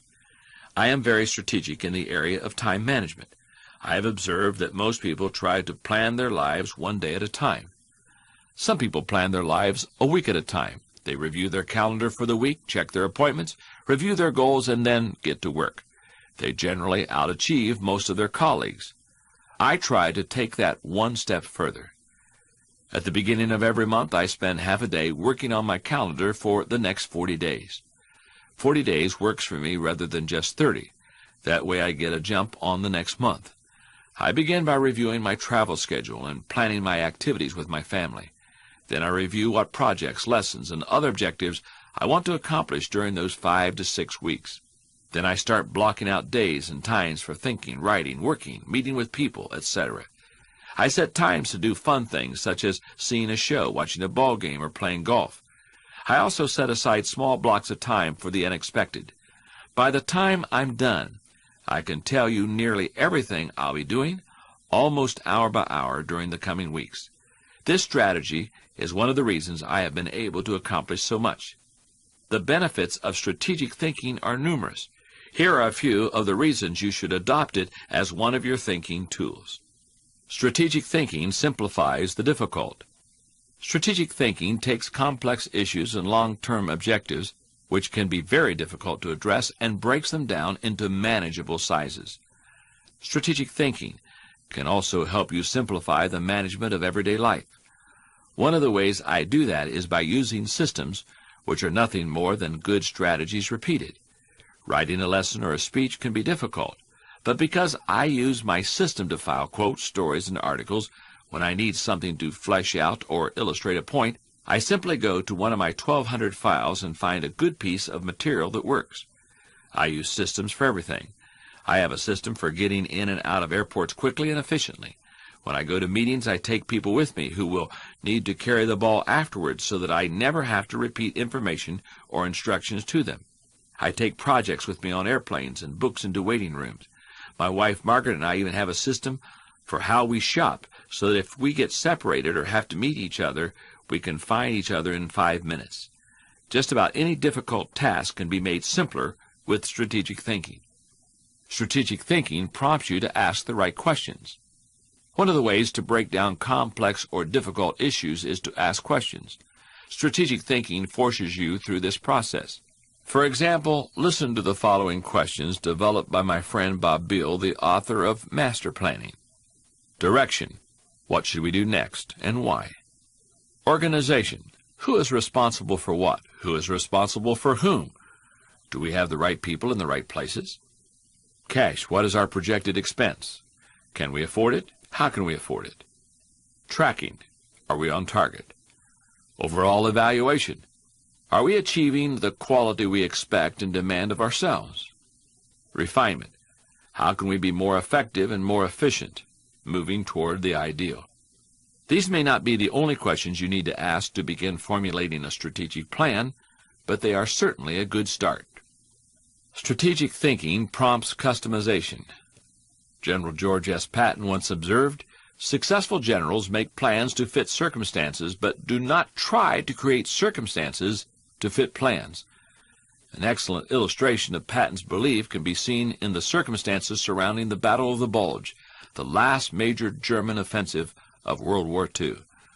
On December 19, 1945, Patton, commanding General Dwight D. Eisenhower, and Generals Bradley and Devers met in Verdun to discuss how to combat the German counteroffensive. The 101st Airborne Division was trapped, and the more time that passed before an attempt was made to rescue them, the worse off they would be. It was decided that Patton should attack the southern flank of the Bulge with his Third Army. Patton had 3 divisions at his disposal and had calculated that he would be ready to stage his offensive in 4 days. Patton recalled, "General Eisenhower stated that I should wait until I got at least 6 divisions.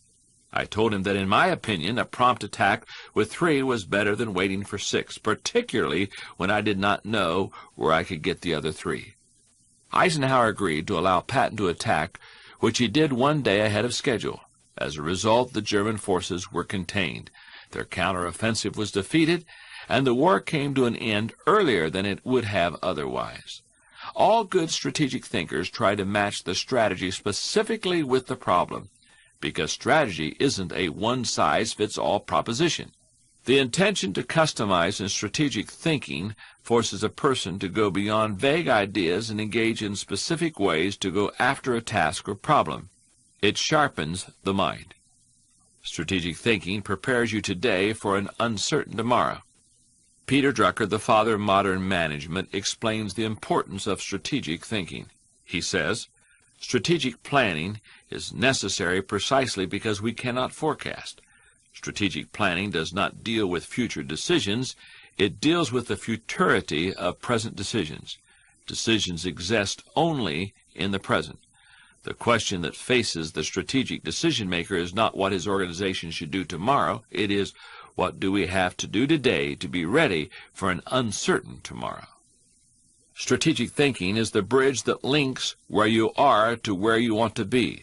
It gives direction and credibility today and increases your potential for success tomorrow. Strategic thinking reduces the margin of error.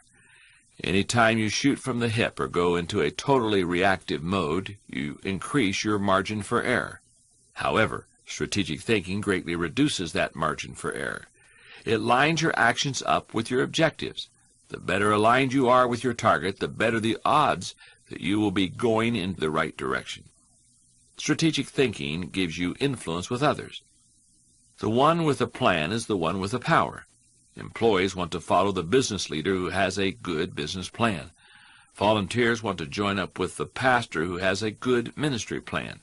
Children want to be with the adult who has the well-thought-out vacation plan. If you practice strategic thinking, others will listen to you, and they will want to follow you. And if you possess a position of leadership in an organization, strategic thinking is essential.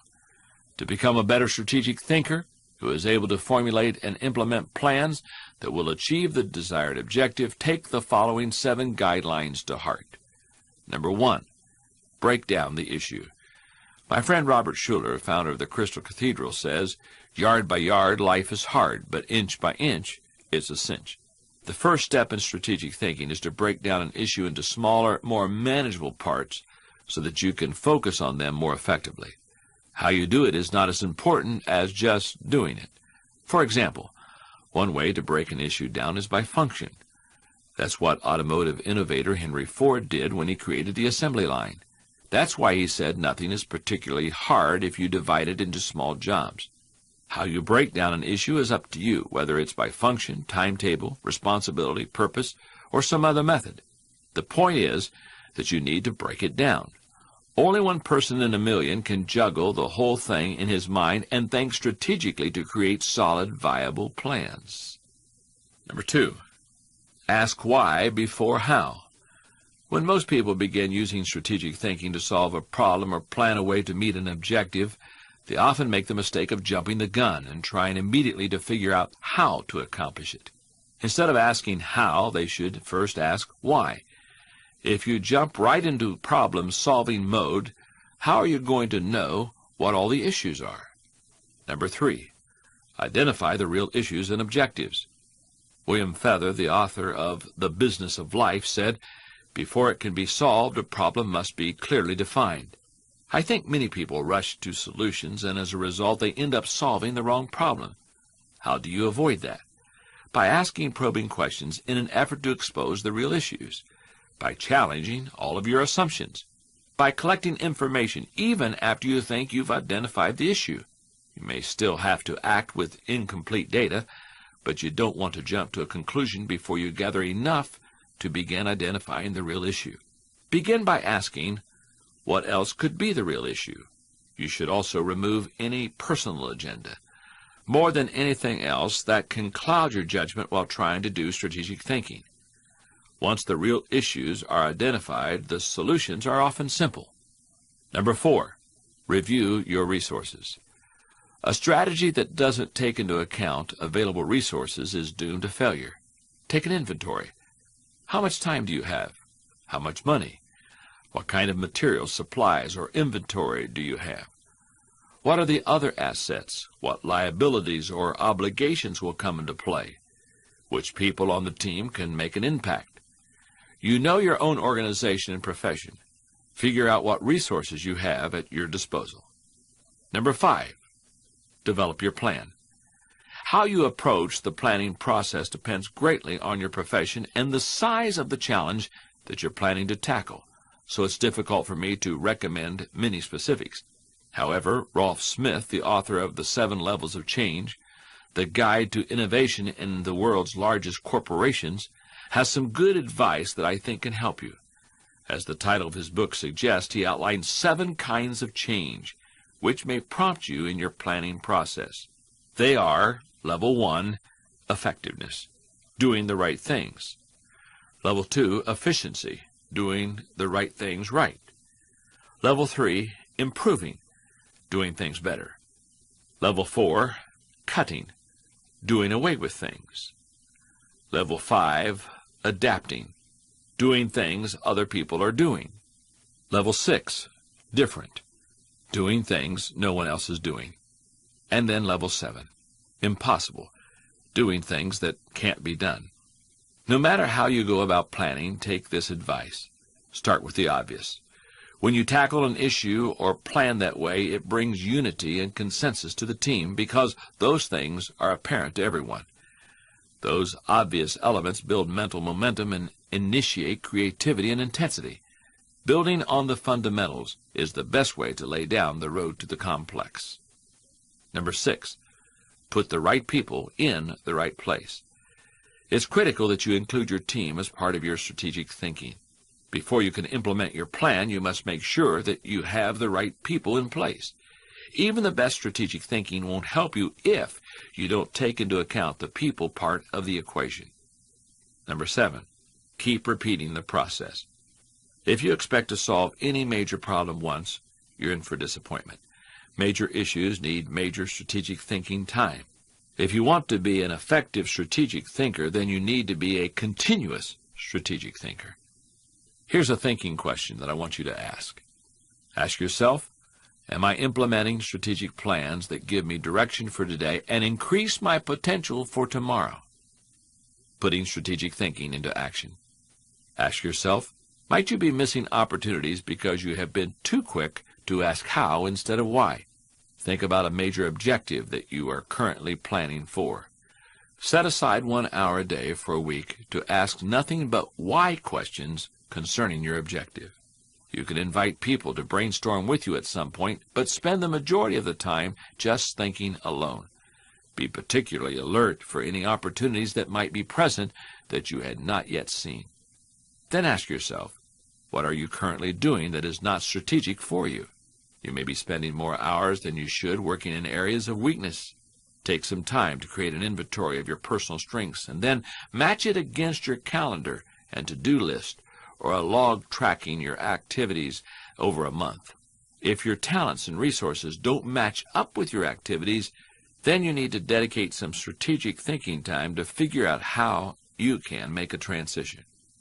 Now, if you have a track record of misdiagnosing problems and applying the wrong kinds of solutions to them, then you need to spend some time with a good strategic thinker.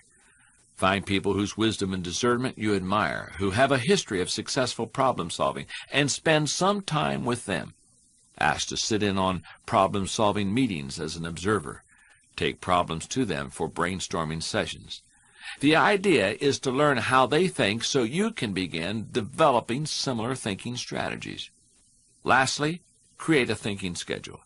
Dedicate specific blocks of time to specific issues. Don't forget to break them down so that you can really focus. Chapter 9. Feel the energy of possibility thinking. In 1975, filmmaker George Lucas went to see Doug Trumbull, the man with the best reputation for special effects in Hollywood. Trumbull was the expert who had worked on 2001: A Space Odyssey, the first film that gave space travel a realistic feel and look. Lucas was young and relatively inexperienced. He had made only 2 feature films for theatrical release, but he had proven himself in the business by writing and directing American Graffiti. Lucas had a vision for the new film that he wanted to make. It was to be a story in a science fiction setting that would be a swashbuckling adventure, Arthurian quest, and Western-style showdown, all rolled into one. Lucas wanted to create scenes with fast-moving ships zooming through space, similar to the way airplanes are filmed in a dogfight. It was something that had never been done. In his book, Industrial Light and Magic, The Art of Special Effects, author and filmmaker Thomas G. Smith says, the experienced vision effects people didn't take George seriously. They told him such rapid movement would cause a strobing effect on screen. Lucas believed it could be done. John Dykstra, a young filmmaker who had worked with Trumbull, believed in Lucas's vision too. Lucas hired him and created his own special effects company in order to create the images he wanted. He called it Industrial Light and Magic. Dykstra started gathering together a team of technicians. Together they designed and built a studio and began inventing and assembling the technology needed to make the impossible possible. They worked for almost 2 years to create what Lucas wanted. The result was the movie Star Wars. Industrial Light and Magic, the company that he had founded just to make the special effects for Star Wars possible, has set the standard for special effects for over 2.5 decades. It has gone on to provide special effects for 8 of the 10 highest-grossing movies of all time, and in the process, it has won 12 Academy Awards. But first and foremost, it is George Lucas's tool to help him realize his vision. People who embrace possibility thinking are capable of doing even seemingly impossible tasks when they believe in solutions. Here are several reasons why you should become a possibility thinker. Possibility thinking increases your possibilities. When you believe you can do something difficult and you succeed, it opens many doors for you. When George Lucas founded Industrial Light and Magic, he had another source of revenue to help underwrite his own projects. Possibility thinking draws opportunities and people to you. People who think big attract big people to them. If you want to achieve big things, you need to become a possibility thinker. Possibility thinking increases others' possibilities. Big thinkers who make things happen also create possibilities for others. That happens in part because it's contagious. You can't help but become more confident and think bigger when you're around possibility thinkers. But possibility thinking also impacts others in more direct ways. Look at what happened in Atlanta, Georgia in 1987. A real estate attorney named Billy Payne thought it would be possible to bring the Olympics to Atlanta. People told him it couldn't be done. But Payne kept believing and working at it. And of course, in 1996, the Summer Olympics were held in Atlanta. Possibility thinking allows you to dream big dreams. No matter what your profession is, possibility thinking can help you to broaden your horizons and dream bigger dreams. In 1970, when I was a 23-year-old, I read a book called Move Ahead with Possibility Thinking by Robert Schuller. As a young pastor in my first church, I was thrilled to read about how Schuller overcame seemingly impossible circumstances to build a huge church in Garden Grove, California. If you embrace possibility thinking, your dreams will go from molehill to mountain size, and because you believe in possibilities, you put yourself in position to achieve them. Possibility thinking makes it possible to rise above average. During the 1970s, when oil prices went through the roof, automobile makers were directed to make their cars more fuel efficient. One manufacturer asked a group of senior engineers to drastically reduce the weight of the cars they were designing. They concluded that making lighter cars couldn't be done, would be too expensive, and would present too many safety concerns. What was the automaker's solution? They gave the problem to a group of less experienced engineers. The new group found ways to reduce the weight of the company's automobiles by hundreds of pounds. Because they thought that solving the problem was possible, it was. Possibility thinking gives you energy.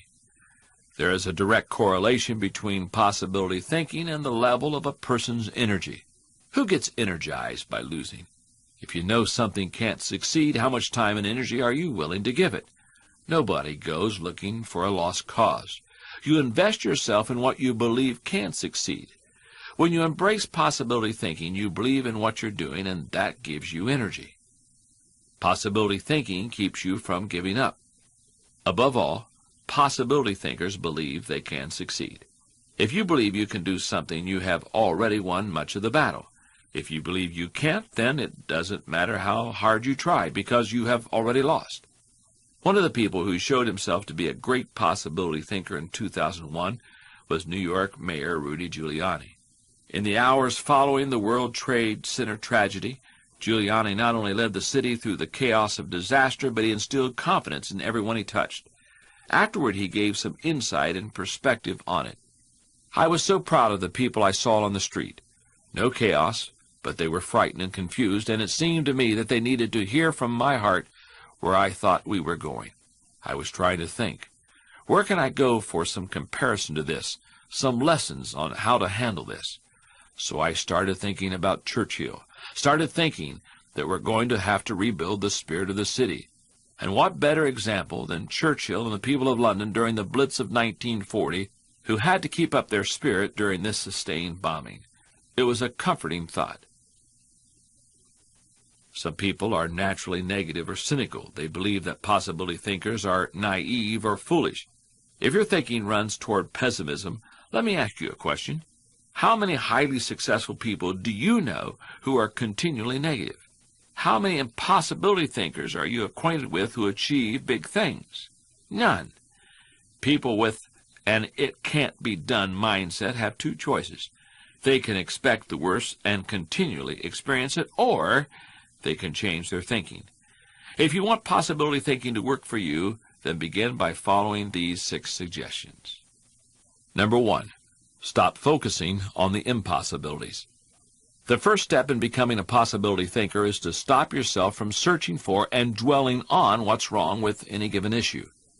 If possibility thinking is new to you, you're going to have to give yourself a lot of coaching to eliminate some of the negative self-talk you may hear in your head. When you automatically start mentally listing all the things that can go wrong or all the reasons something can't be done, stop yourself and say, "Don't go there." Then ask, "What's right about this?" That will help you get started. And if negativity is a really big problem for you and pessimistic things come out of your mouth before you even thought them through, you may need to enlist the aid of a friend or family member to alert you every time you utter negative ideas aloud. Number 2, stay away from the experts. So-called experts do more to shoot down people's dreams than just about anybody else. In the book Future Edge, Joel Barker recounts a few statements made by experts that seem comical now.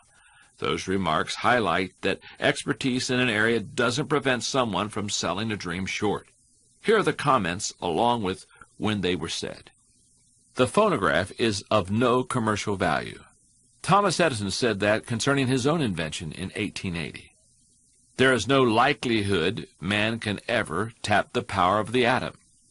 Robert Millikan, Nobel Prize winner in physics in 1920. It is an idle dream to imagine that automobiles will take the place of railways in the long-distance movement of passengers. The American Road Congress said that in 1913. I think there is a world market for about 5 computers. Thomas Watson, the chairman of IBM, said that in 1943. Possibility thinkers are very reluctant to dismiss anything as impossible. If you want to achieve something, give yourself permission to believe it is possible, no matter what experts might say. Number 3, look for possibilities in every situation. Becoming a possibility thinker is more than just refusing to let yourself be negative. It's looking for positive possibilities despite the circumstances. Every situation can be seen as potentially better than it is in the present moment. I recently heard Don Soderquist, former president of Walmart, tell a wonderful story that illustrates how a person can find positive possibilities in any situation. Soderquist had gone with Sam Walton to Huntsville, Alabama to open several new stores. While they were there, Walton suggested they go and visit the competition. Here's what Soderquist said happened. We went into one, and I have to tell you that it was the worst store I've ever seen in my life. There were no customers. There was no help on the floor. The aisles were cluttered with merchandise, empty shelves, dirty. He walked one way, and I'd walk another way, and we'd meet out on the sidewalk. He said, "What'd you think, Don?" I said, "Sam, that is absolutely the worst store I've ever seen in my life. I mean, did you see the aisles?" He said, "Don, "Did you see the pantyhose rack?" I said, "No, I didn't, Sam." He said, "That was the best pantyhose rack I've ever seen. I pulled the fixture out, and on the back was the name of the manufacturer. When we get back, I want you to call that manufacturer and have him come and visit with our fixture people. I want to put that rack in our stores." And he said, "Next, did you see the ethnic cosmetics? Do you realize that in our stores we have 4 feet of ethnic cosmetics? These people had 12 feet in theirs. We are absolutely missing the boat. I wrote down the distributor of some of those products, and when we get back, I want you to get hold of our cosmetic buyer and get these people in. We absolutely need to expand our ethnic cosmetics." It doesn't take a genius, IQ, or 20 years of experience to find the possibility in every situation. All it takes is the right attitude, and anybody can cultivate that. Number 4, dream one size bigger. One of the best ways to cultivate a possibility mindset is to prompt yourself to dream one size bigger than you normally do. If you push yourself to dream more expansively, to imagine your organization one size bigger, to make your goals at least a step beyond what makes you comfortable, you will be forced to grow. And it will set you up to believe in greater possibilities. Number 5, question the status quo. Most people want their lives to keep improving, yet they value peace and stability at the same time. People often lose sight of the fact that you can't improve and still stay the same. Growth means change. Change requires challenging the status quo. If you want greater possibilities, you can't settle for what you have now. Number 6, find inspiration from great achievers. You can learn a lot about possibility thinking by studying great achievers. So find some achievers you admire and study them. Look for people with the attitude of Robert F. Kennedy, who popularized George Bernard Shaw's stirring statement, "Some men see things as they are and say, 'Why?' I dream of things that never were and say, 'Why not?'" Here's a thinking question for you. Am I unleashing the enthusiasm of possibility thinking to find solutions for even seemingly impossible situations? Now, how do you put possibility thinking into action? Everyone has dreams, and many times those dreams are shot down by others.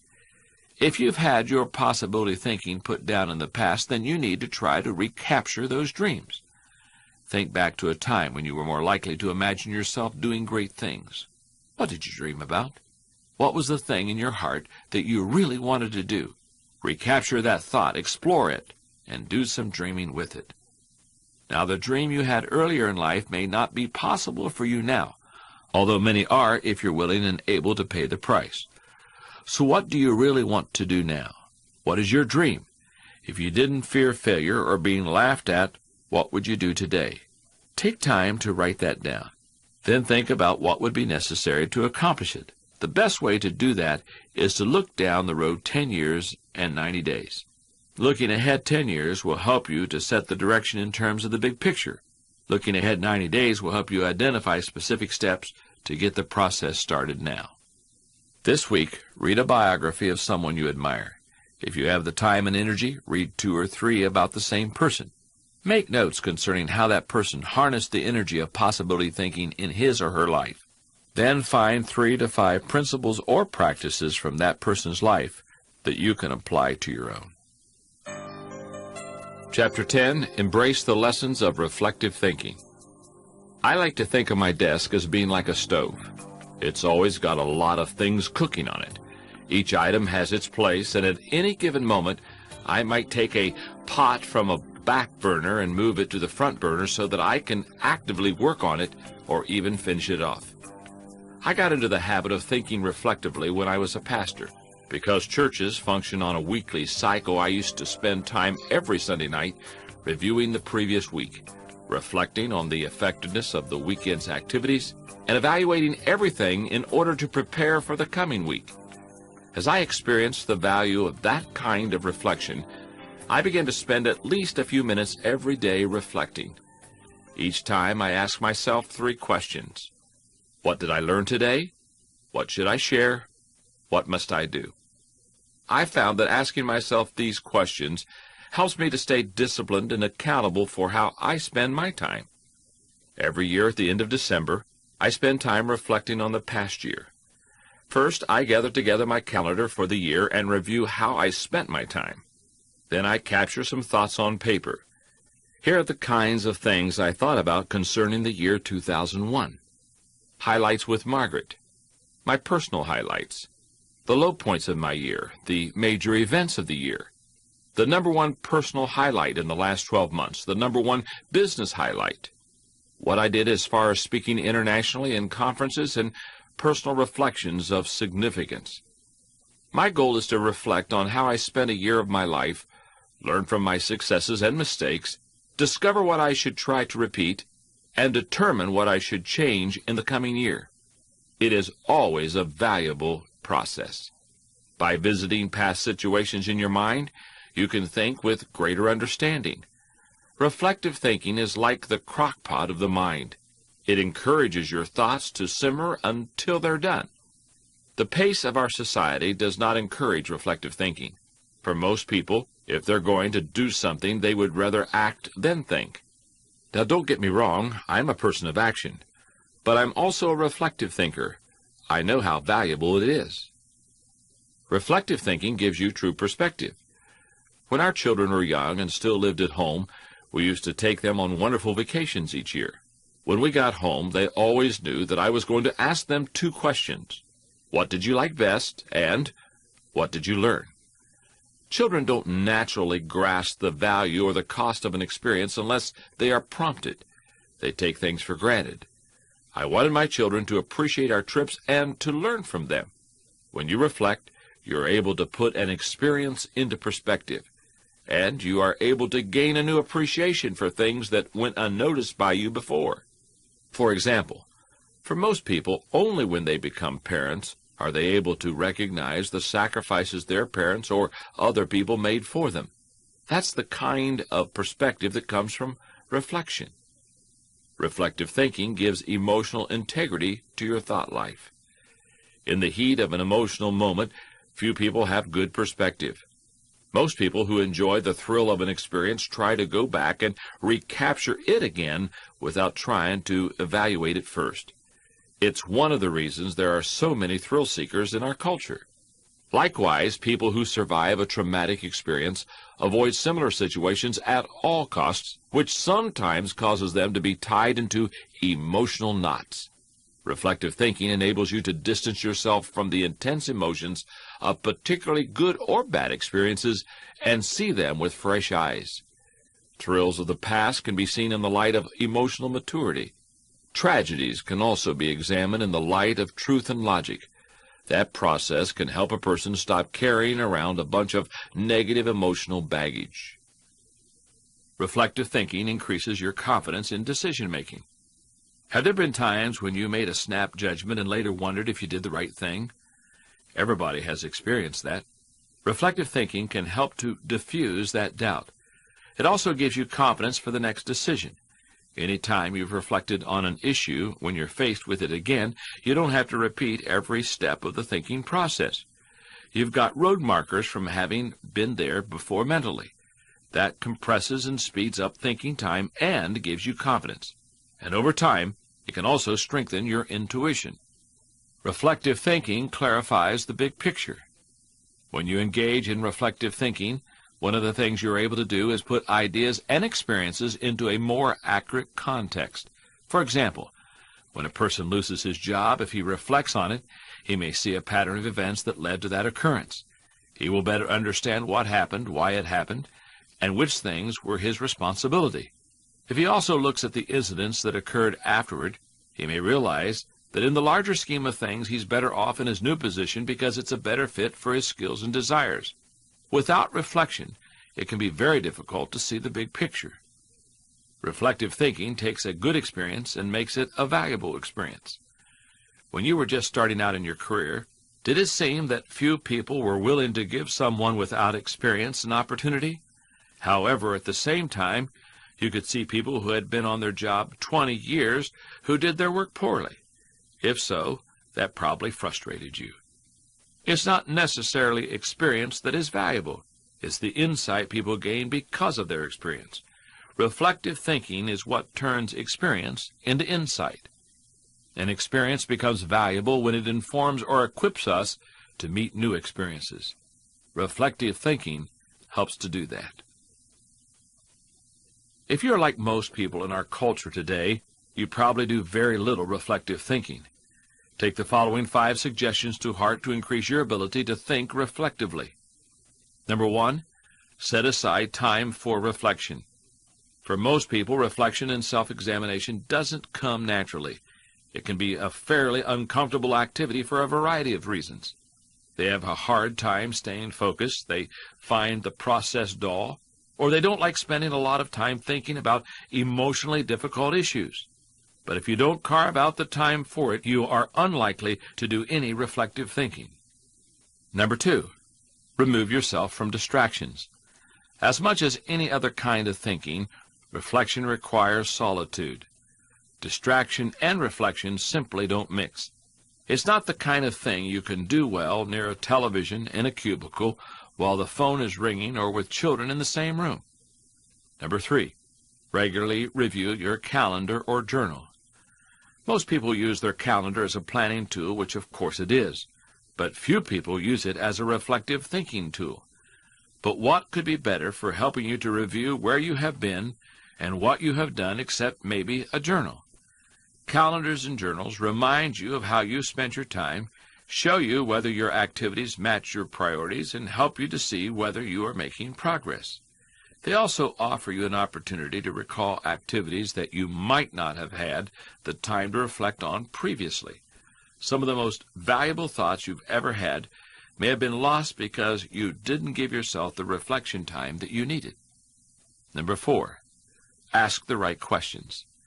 As you spend time reflecting, the value you receive from it will depend on the kind of questions you ask yourself. The better the questions, the more gold you will mine from your thinking. When I reflect, I think in terms of my values, relationships, and experiences. Here are some sample questions from each area. Thinking related to values. Personal growth. What have I learned today that will help me grow? How can I apply it to my life? When should I apply it? Adding value. To whom did I add value today? How do I know that I added value to that person? Can I follow up and compound the positive benefit that he or she received? Teamwork. What did I do with someone else that made both of us better? Would the other person agree that it was a win-win? Can we do something else together to continue our mutual success? Leadership. Did I lead by example today? Did I lift my people and my organization to a higher level? What did I do and how did I do it? Physical health. Did I exercise at my optimal heart rate for 35 minutes today? Have I exercised at least 5 times in the last 7 days? And did I stay on my low-fat diet today? Personal faith. Did I represent God well today? Did I practice the golden rule? Have I walked the second mile with someone? Thinking related to relationships. Marriage and family. Did I communicate love to Margaret, the children, and the grandchildren today? How did I show that love? Did they feel it? Did they return it? Friends. Have I been a good friend this week? What did I do? Is there something else I need to do? Is there another friend who needs me? Inner circle. Have I spent enough time with my key players? What can I do to help them be more successful? In what areas can I mentor them? God. Have I spent time with God? What is He teaching me now? Am I learning? Am I obeying?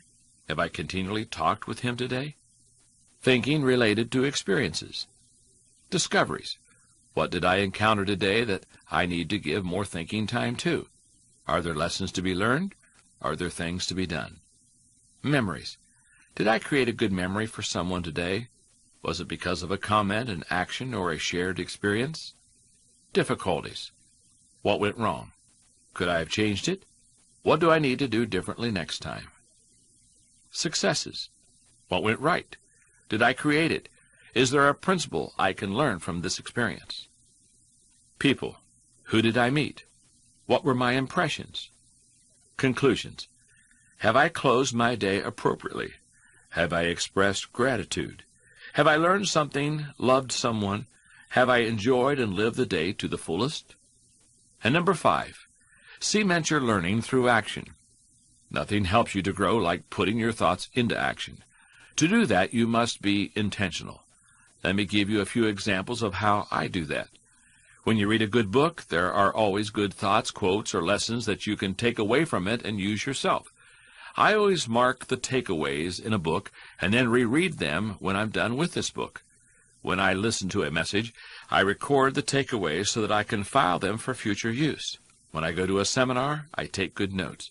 If you go to a conference, revisit what you heard. The lessons that can be learned through reflective thinking don't always have to come from your own experience. I was reminded of that in January of 2002.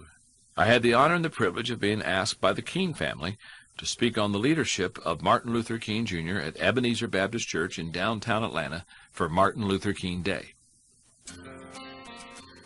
As I prepared for my brief message and reviewed his accomplishments, I was struck by how reflective thinking shaped his approach to racism and civil rights issues. As a young man growing up in the South, King had suffered under Jim Crow laws and segregation. His experience birthed the desire to change the situation of African American people in the United States. To solve the problems of the present and secure a better future for his people, he reflected on the past to learn its lessons. In college, he read Henry David Thoreau's essay, Civil Disobedience. King was impressed by Thoreau's assertion that citizens had the right to disobey laws that were unjust. In fact, Thoreau had gone to jail rather than pay his taxes, which he felt were being used to support slavery. Undoubtedly, King continued to reflect on Thoreau's ideas as he wrestled with the problems of segregation and racism in the United States. Then in 1948, when he was at Crozer Theological Seminary in Pennsylvania, studying for the ministry, he heard A.J. Muste and Mordecai W. Johnson teach about Mahatma Gandhi, who was so strongly influenced by Thoreau's writings. He found that while Thoreau's philosophy promoted the idea of individual civil disobedience, Gandhi had made it a vehicle of the masses. Using it, Gandhi had liberated the people of India from British rule. King decided to use similar tactics at home in the United States. In the 1950s and 60s, King was the dominant figure of the civil rights movement. More than anyone else, he made white America wake up to problems of racism and segregation and influenced black America concerning how to fight the inherently corrupt and oppressive system. The Montgomery bus boycott of 1955, the lunch counter sit-ins to desegregate restaurants in the South, the Freedom Rides of 1961, the fight to desegregate schools, the march from Selma to Montgomery, Alabama, the March on Washington, and many other events during the civil rights movement were strongly influenced by the leadership of King, and every one of them displays the influence of his reflective thinking concerning Gandhi. Reflective thinking was a great tool in the hands of Martin Luther King Jr., and it radically transformed American life. If you embrace it as King did, you may not be able to change the world, but you can certainly change your life. Here is a thinking question for you.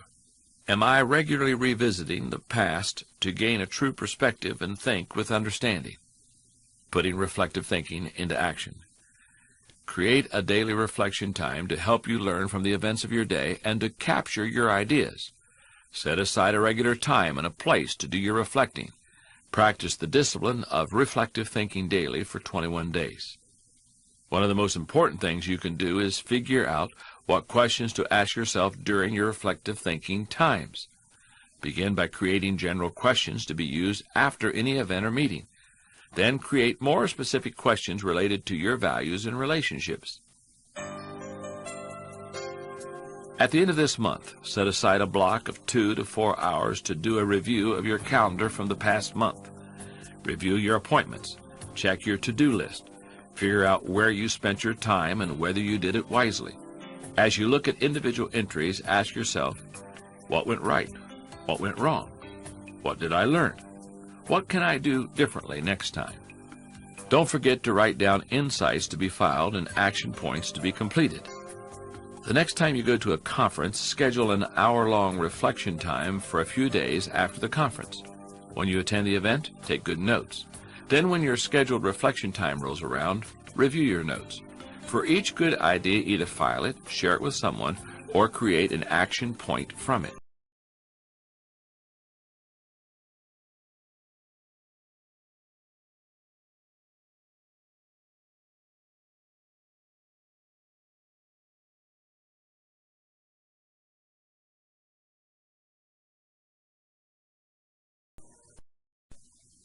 Chapter 11. Question the acceptance of popular thinking. Up until December 18, 1998, I took my health almost for granted. I was 51 years old, my energy level was still very high, and I never experienced any kind of medical problem. But on the night of my organization's Christmas party, I suffered a serious heart attack. Now I watch my diet. I exercise every day, and I'm even more intentional in expressing my love to the important people in my life. It has also made me much more aware of issues related to health. That's how I came to read about Paul Ridker, a cardiologist who went against popular thinking and who is changing the way doctors think about patients' risk of heart attacks. Ridker became interested in medicine because as a child he suffered from a rare immune disorder. After receiving his undergraduate degree from Brown University, he went to Harvard Medical School where he received his medical degree and then went for a Master of Public Health degree. Today he is an associate professor of medicine at Harvard Medical School and the director of the Center for Cardiovascular Disease Prevention at Brigham and Women's Hospital in Boston. In recent years, popular thinking among physicians said that the best predictor of potential heart attacks was the presence of high cholesterol in patients' blood. But Ridker discovered that about half of all heart attacks occur in people with normal cholesterol levels. In fact, my cholesterol levels were in the normal range before I had my heart attack. Ridker's study indicated that inflammation of the arteries might be responsible, so he began a large-scale study to begin gathering data for his theory. What his research found was that a substance called C-reactive protein, CRP, is present in the blood of people with a high risk of suffering a heart attack. Tracking that substance is as reliable and inexpensive as checking cholesterol, and in fact, it's a better predictor of heart problems than elevated LDL, the bad cholesterol. Because he was willing to question popular thinking and go in another direction, fewer people are likely to die of heart disease in coming years.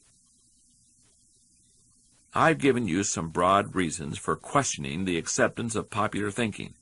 Now allow me to be more specific. Popular thinking sometimes means not thinking.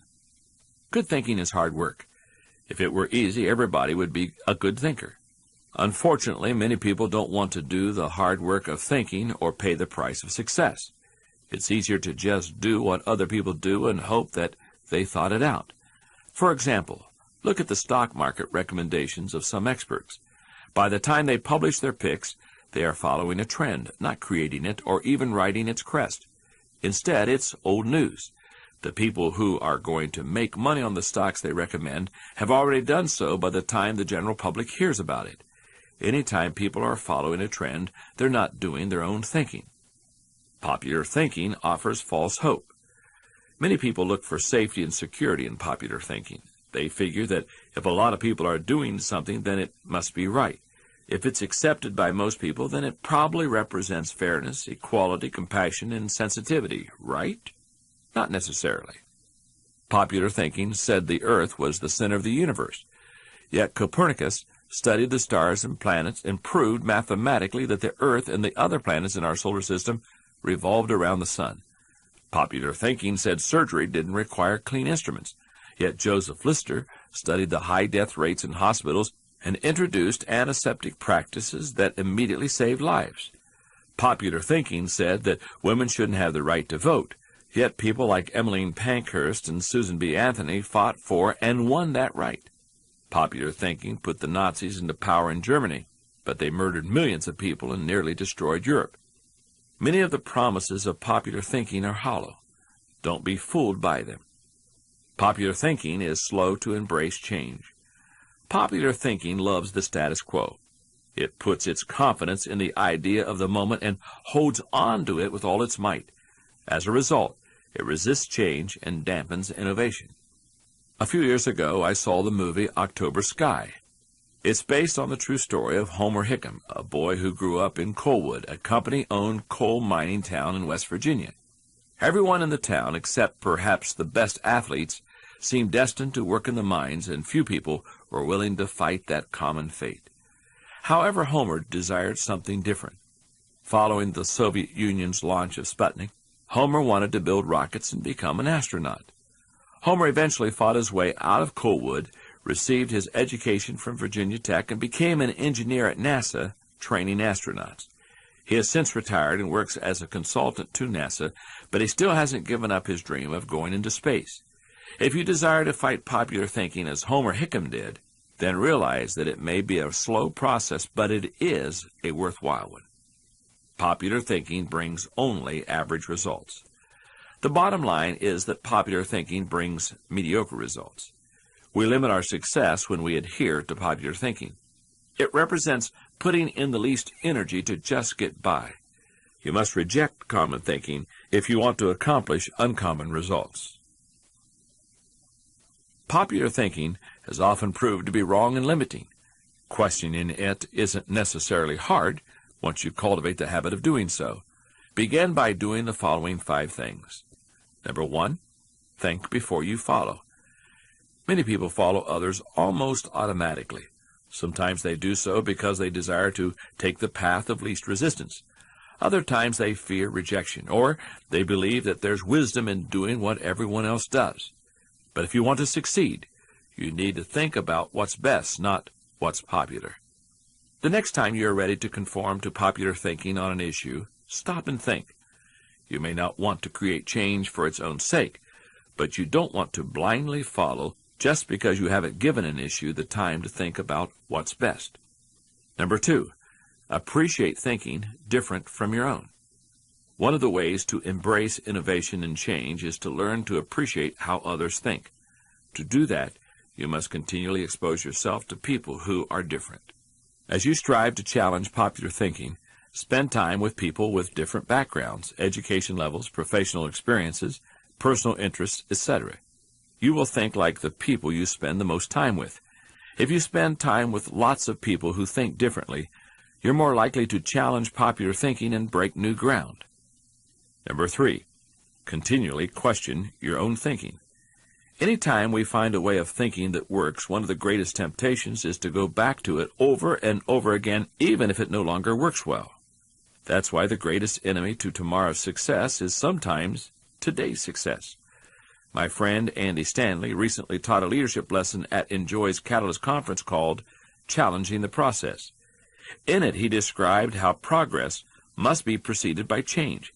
His insights included the observations that in an organization, every tradition that was put into place was originally a good idea, and perhaps even revolutionary. Every tradition that was put into place may not be a good idea for the future. In your organization, if you were involved in the process of putting what currently exists into place, then it's likely that you will resist change, even change for the better. That's why it's important for you to challenge your own thinking. Number 4, try new things in new ways. When was the last time you did something for the first time? Do you avoid taking risks or trying new things? One of the best ways to get out of the rut of your own thinking is to innovate. You can do that in little everyday ways. Drive to work a different way from the normal. Order a different dish at your favorite restaurant. Ask a different colleague to help you with a familiar project. Unpopular thinking asks questions and seeks options. How you go about doing new things in new ways is not as important as making sure that you do it. Get out there and do something different today. Number 5, get used to being uncomfortable. When it comes right down to it, popular thinking is comfortable. It's like the old recliner in many people's homes that is adjusted to all of their idiosyncrasies. They've gotten used to it. But have you looked at that chair lately? For most people, it's time to get a new one. If you want to reject popular thinking in order to embrace achievement, you're going to need to get used to being uncomfortable. If you reject popular thinking and make decisions based upon what works best and what is right rather than what is accepted, know this. In your early years, you won't be as wrong as people think you are. In your later years, you won't be as right as people think you are. And all through the years, you will be better than you thought that you could be. Here's a thinking question for you. Am I consciously rejecting the limitations of common thinking in order to accomplish uncommon results? Putting unpopular thinking into action. Appreciate how other people think by getting into the head of an innovative thinker. Go to the bookstore or get on Amazon.com and browse biographies. Pick a book written about someone you ordinarily would not relate to or be attracted to. Take your mind where it doesn't ordinarily go and try to appreciate how the subject of the biography thought. Increase your ability to be uncomfortable. Do something every day in a way different than what you're used to. Drive to the office or grocery store a different way every day this week. Arrange your day in an order different from how you usually do. Go to a concert featuring music different from what you generally like. In other words, shake up your mind. We all have things in our lives that are overdue for change, ideas, processes, or objects that were great and revolutionary when they were new but really need to be changed now. Find something of that nature and change it. If you're having trouble discovering something in need of change, ask friends, a colleague, or your spouse to help you. Chapter 12. Encourage the participation of shared thinking. In early 2002, I was invited to meet and spend time with one of the greatest basketball coaches of all time, Pat Summitt of the University of Tennessee. She's received more honors than any other coach except John Wooden. I had the chance to spend a few minutes with Pat in her office talking about leadership and teamwork. She said that each year of the 1,000 players who are coming out of high school to play college ball, 8 or 9 of them have what it takes to bring a team a championship. Every year her goal is to recruit one of those players. Obviously, she's been very successful.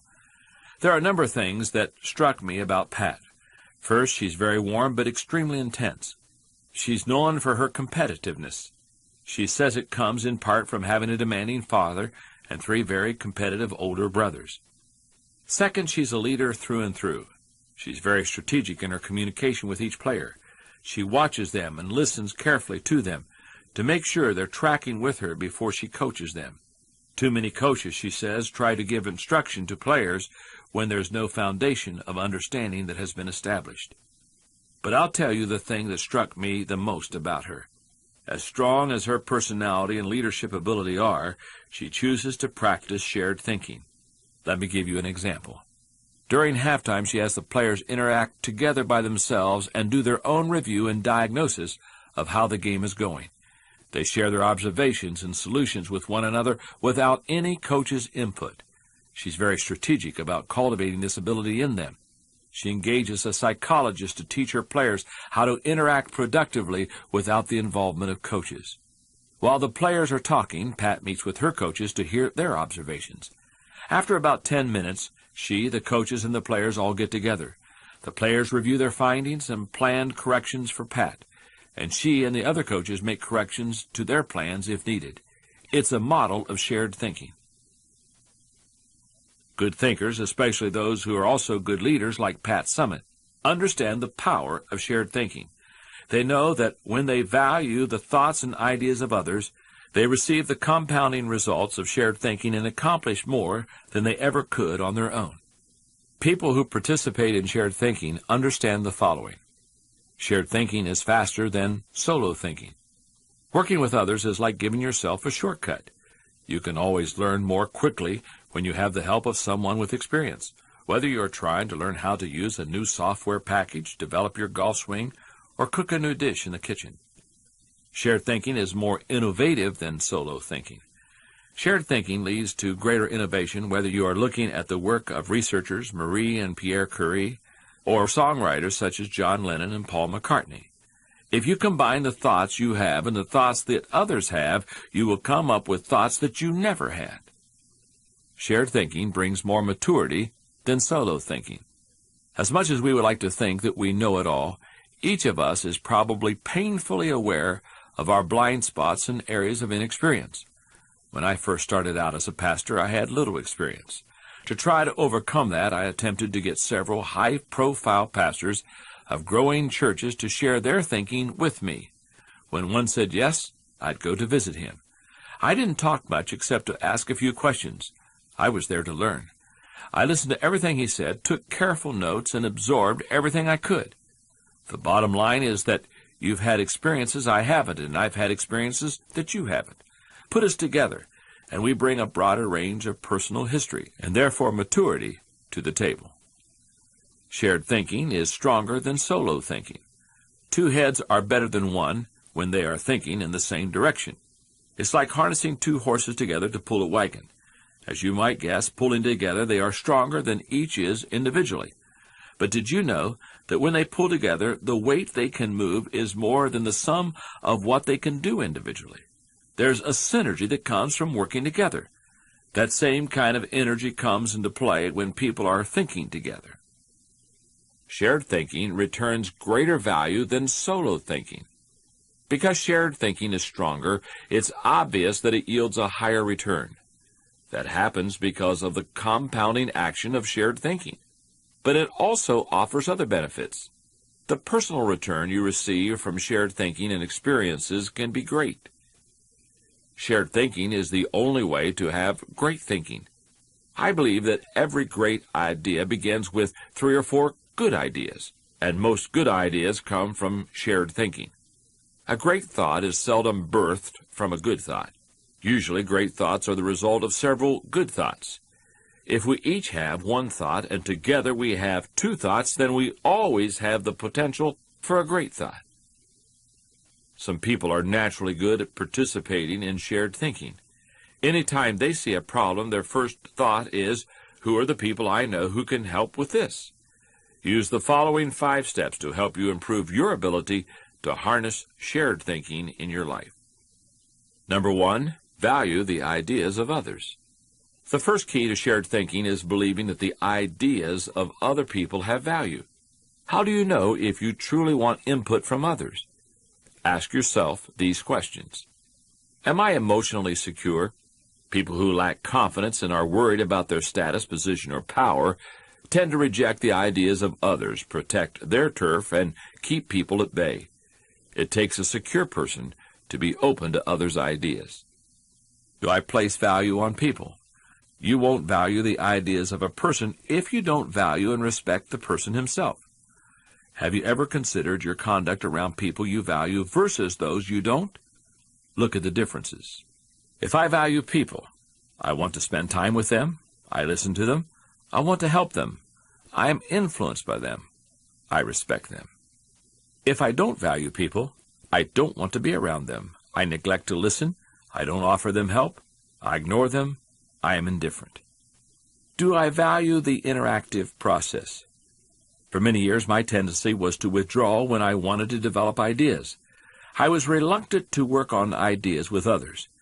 When a colleague challenged me on this, I started to analyze why I was so hesitant. I realized that it went back to my college experience. There were days in the classroom when I could tell a teacher was unprepared to lecture, and instead spent the class time asking us students to give our uninformed opinions on a subject. Most of the time, students' opinions were no better than mine. I had come to class so that the professor could teach me. Shared thinking is only as good as the people doing the sharing. Since learning that lesson, I have embraced the interactive process, and now I believe it's one of my strengths. However, I am always thoughtful about who I bring around the table for a shared thinking session. Number 2, move from competition to cooperation. A person who values cooperation desires to complete the ideas of others, not compete with them. If you are asked to engage in the sharing of ideas, put your focus on helping the team, not getting ahead personally. And if you are the one who brings people together to share their thoughts, praise the idea more than the source of the idea. If the best idea always wins, rather than the person who offered it, then everyone will be willing to share their thoughts with greater enthusiasm. Number 3, have an agenda when you meet. When I'm meeting with someone I'm mentoring, I let the person ask the questions, but I expect to do most of the talking. When I meet with someone who mentors me, I mostly keep my mouth shut. In other relationships, the give and take is more even, but no matter who I'm meeting with, I have a reason for getting together with a person or people, and I have an expectation for what I'll get out of it. Number 4, get the right people around the table. The greatest secret to winning shared thinking is having the right people around the table. To get anything of value out of shared thinking, you need to have people around the table who bring something to the table. As you prepare to bring people into a situation where they will be asked to participate in shared thinking, use the following criteria for the selection process. Choose people whose greatest desire is the success of the ideas. People who can add value to another person's thoughts. Choose people who can emotionally handle quick changes in the conversation. And people who appreciate the strengths of others in areas where they are weak. Choose people who understand their place of value at the table, and people who place what is best for the team before themselves. Choose people who can bring out the best thinking in the people around them, and choose people who possess maturity, experience, and success in the issue being discussed. People should be chosen who take ownership and responsibility for the decisions that are made. And finally, choose people who will leave the table with a we attitude, not a me attitude. Number 5, compensate good thinkers and collaborators well. Successful organizations practice shared thinking. If you lead an organization, department, or team, then you can't afford to be without people who are good at shared thinking. As you recruit and hire people, look for good thinkers who value others, have experience with the collaborative process, and are emotionally secure. Then pay them well and challenge them to use their thinking skills and share them often. Here's a thinking question for you. Am I consistently including the heads of others to think over my head and achieve compounding results? Putting shared thinking into action. How are you when it comes to shared thinking? Are you naturally likely or unlikely to include other people in the thinking process when you face a difficult challenge or troublesome problem? Rate yourself on a scale of 1 to 10, with 1 indicating that you never include others and a 10 indicating that you nearly always invite others to share ideas with you. If you gave yourself anything lower than a 7, then you need to do some soul-searching. Figure out why you have been reluctant to include others in the process. Is it that you don't place a high value on people? Or you don't value the interactive thinking process? Or maybe you are not a very secure person. Or is there another reason? Pursue changes that will help you address this issue. If you don't already have one, create a list of good thinkers and their areas of expertise. Then the next time you have a worthwhile problem to solve or task to tackle, look over your list and bring together people who can add value according to the criteria given in the chapter on who should be brought to the table. Finally, review your calendar for the coming week. Examine every appointment or activity you have listed and think about the agenda for each. Take some time to clarify what you want to get out of an interaction with each person, or what you expect to give to him or her. Write down questions or ideas in your planner or on an index card if necessary. Then, when you meet, make sure to touch on your agenda items during your time. Afterward, jot down any ideas that may come as a result. You may be surprised by how much more productive your time will become. Chapter 13. Experience the satisfaction of unselfish thinking. In 1885, a young man named George used every penny he had to travel to Highland, Kansas. He was excited because he had been granted admission to Highland College. As a youngster, he and his brother had walked 9 miles each way to school in order to start their education. At age 12, he had left home for good to attend high school, having supported himself doing chores and housework. At age 20, he was ready to start college. However, when he got to Highland College, when school officials discovered that he was black, they turned him away. In 1890, he once again attempted to enroll in school. This time he was accepted by Simpson College. He opened a laundry to support himself, and he studied painting and piano. George excelled in the arts. One of his works was awarded a first prize at the 1893 World's Fair in Chicago. He wrote poetry and saw it published in newspapers. He was musically talented. In 1891, when he transferred to Iowa State College, he continued working in the arts, but he also pursued other interests. He became a trainer for the athletic teams. He joined the campus's military regiment, where he rose to the group's highest rank of captain, and he led the YMCA and the debate club. But George changed his major from art to agriculture. Why would he do such a thing, especially when he loved art so much? George summed up the change in his studies simply by saying, "Art would not do my people as much good." George Washington Carver went on to receive his degree in agriculture from Iowa State. His excellence in the fields of botany and horticulture prompted two professors to encourage him to stay on as a graduate student and earn his master's degree. He did, and in the process, he worked as the assistant botanist for the college experiment station, developed expertise in plant pathology and mycology, and became the first African-American faculty member at Iowa State College. In April of 1896, Carver received an unusual offer from Dr. Booker T. Washington of the Tuskegee Institute. It was to take a teaching position there and become the school's director of agriculture. Carver could have lived a comfortable life in Iowa. He was respected professionally, he was an accepted member of the community, and he had built relationships there. Yet all of these things he now gave up to move to Alabama in the heart of the Deep South, where he would be regarded as a second-class citizen. And he did it because he was a practitioner of unselfish thinking, who wanted to help people who were in more difficult circumstances than himself. The irony of unselfish thinking is that, in the end, its return can often be greater than that of any other kind of thinking. Listen to some of its benefits. Unselfish thinking brings personal fulfillment. Few things in life are as personally rewarding as helping other people. When you spend your day unselfishly serving others, at night you can lay your head down with no regrets and sleep soundly. Even if you have spent much of your life in pursuit of selfish gain, it's never too late to have a change of heart and finish differently. That's what Alfred Nobel did. When he saw his own obituary in the newspaper, his brother had died and the editor had mistakenly published a retrospective of the wrong Nobel, saying that the explosives his company produced had killed many people. Nobel vowed to promote peace and acknowledge contributions to humanity. That is how the Nobel Prizes came into being. Unselfish thinking adds value to others. In 1904, Bessie Anderson Stanley wrote the following definition of success in Brown Book magazine.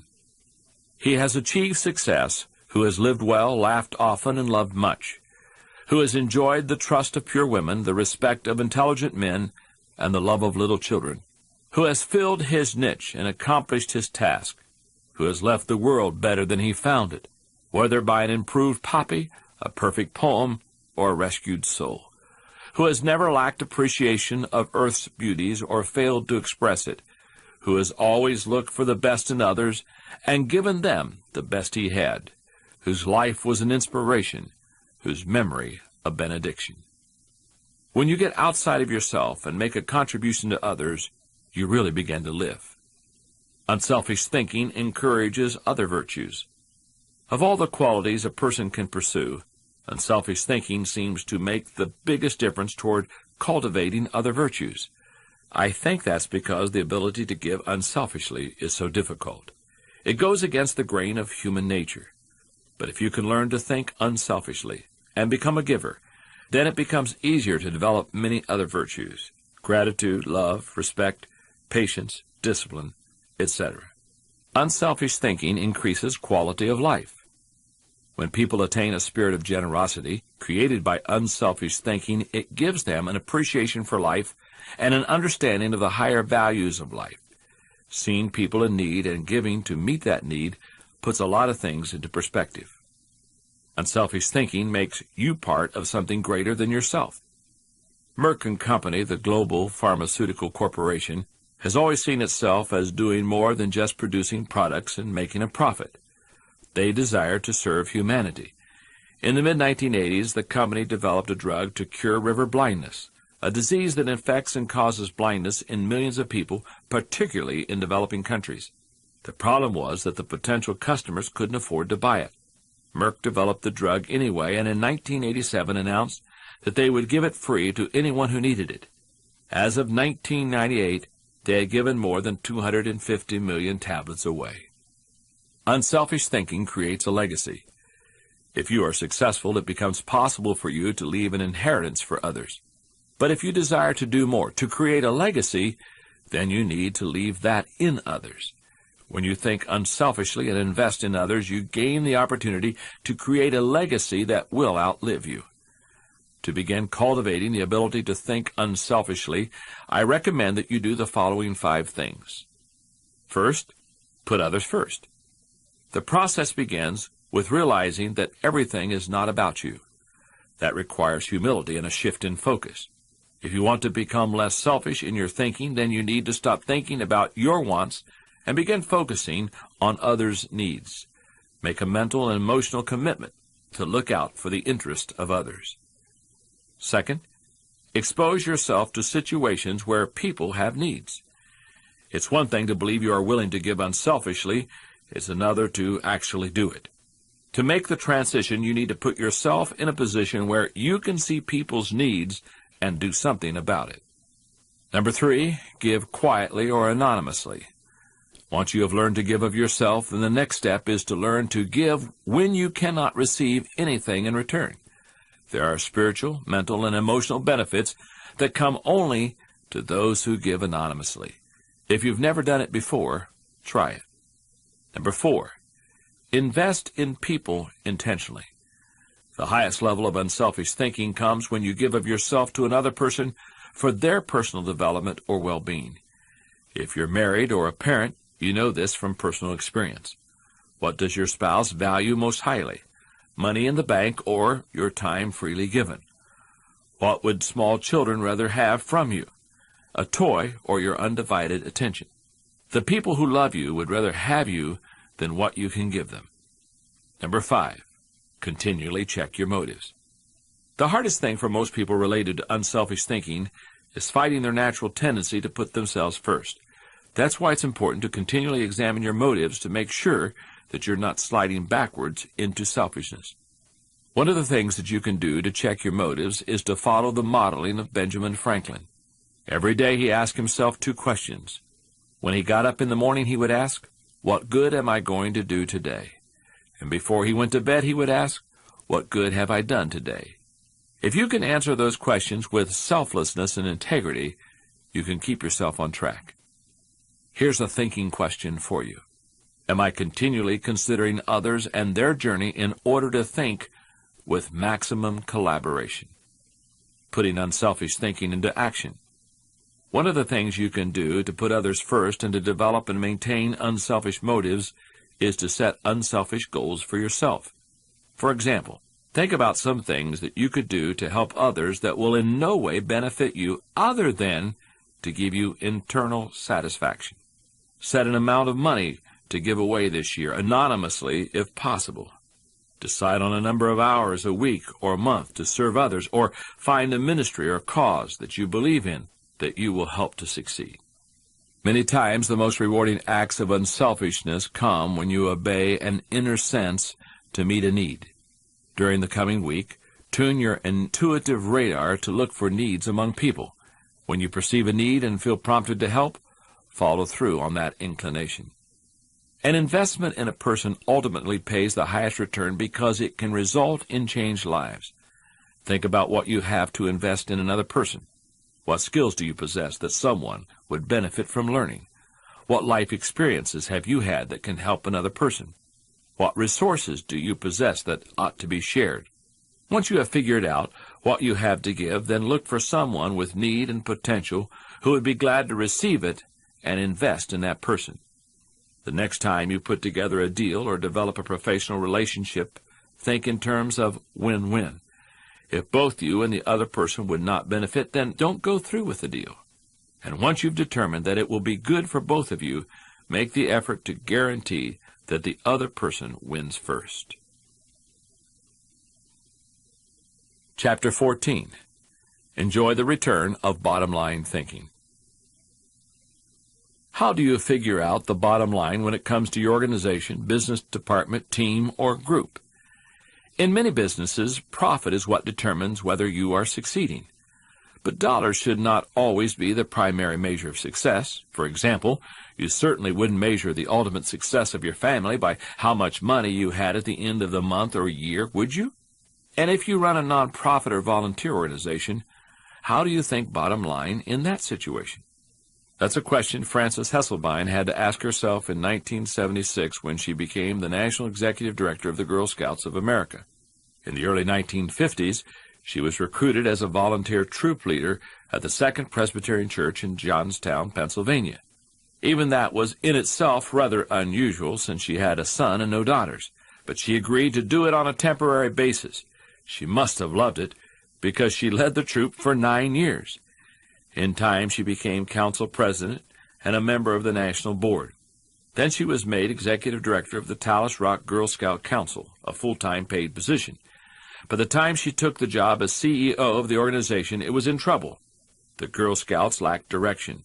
On top of that, teenage girls were losing interest in the organization, and it was becoming increasingly difficult to recruit adult volunteers, especially with greater numbers of women entering into the workforce. We kept asking ourselves very simple questions, she said. What is our business? Who is our customer? And what does the customer consider valuable? If you're the Girl Scouts, IBM, or AT&T, you have to manage for a mission. Frances's focus on mission enabled her to figure out what the Girl Scouts' bottom line truly was. We really are here for one reason, to help a girl reach her highest potential. More than any one thing, that made the difference. Because when you are clear about your mission, corporate goals and operating objectives flow from it. Once she figured out what her bottom line was, she was able to create a strategy to try to achieve it.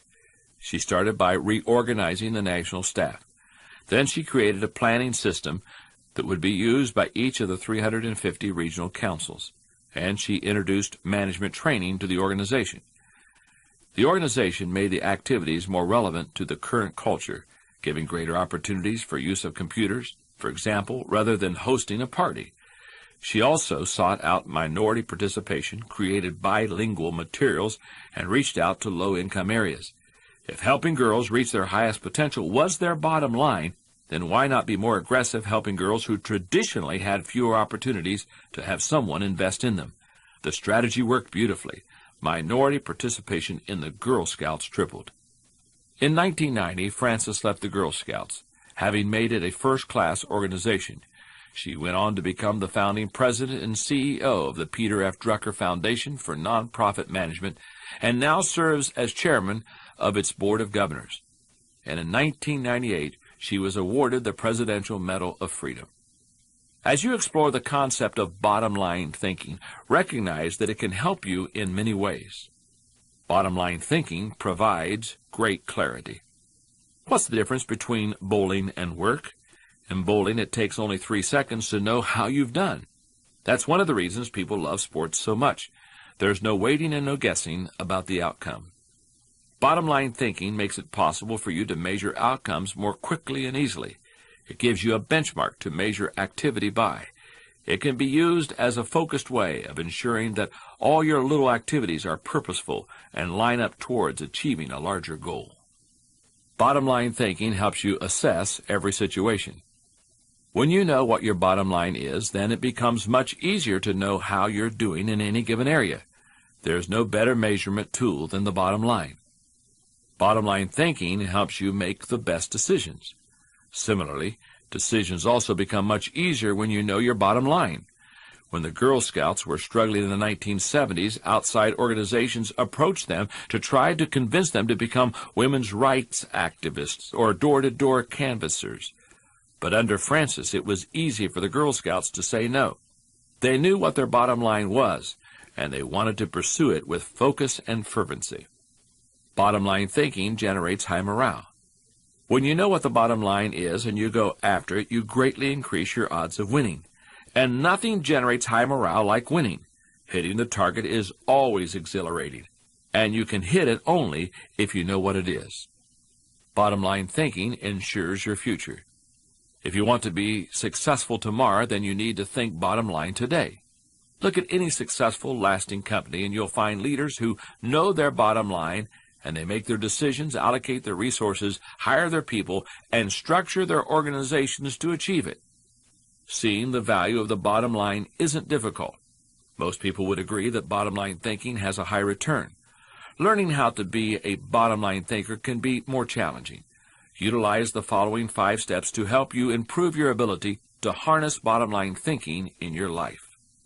Number 1, identify the real bottom line.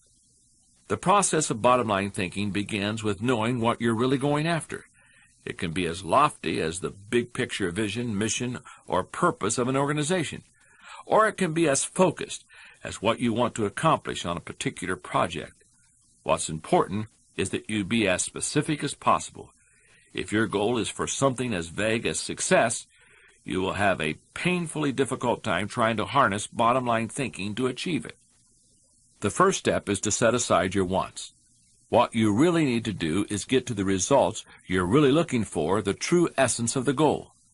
When it comes right down to it, what are you really trying to achieve? What must occur?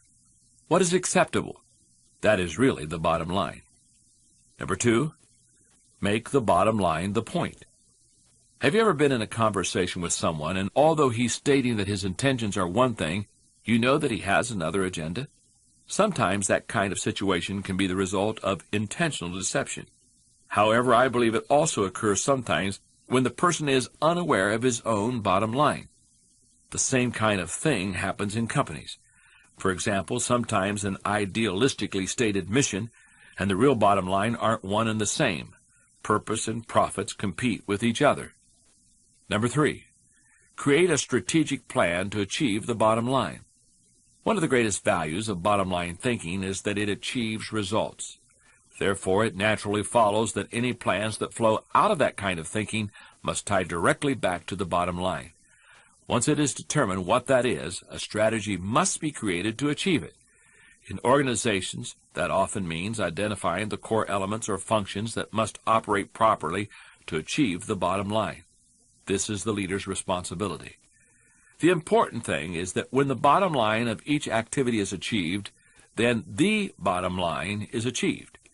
If the sum of the smaller goals don't add up to achieve the real bottom line, then either your strategy is flawed or you've not identified your real bottom line. Number 4, align team members with the bottom line.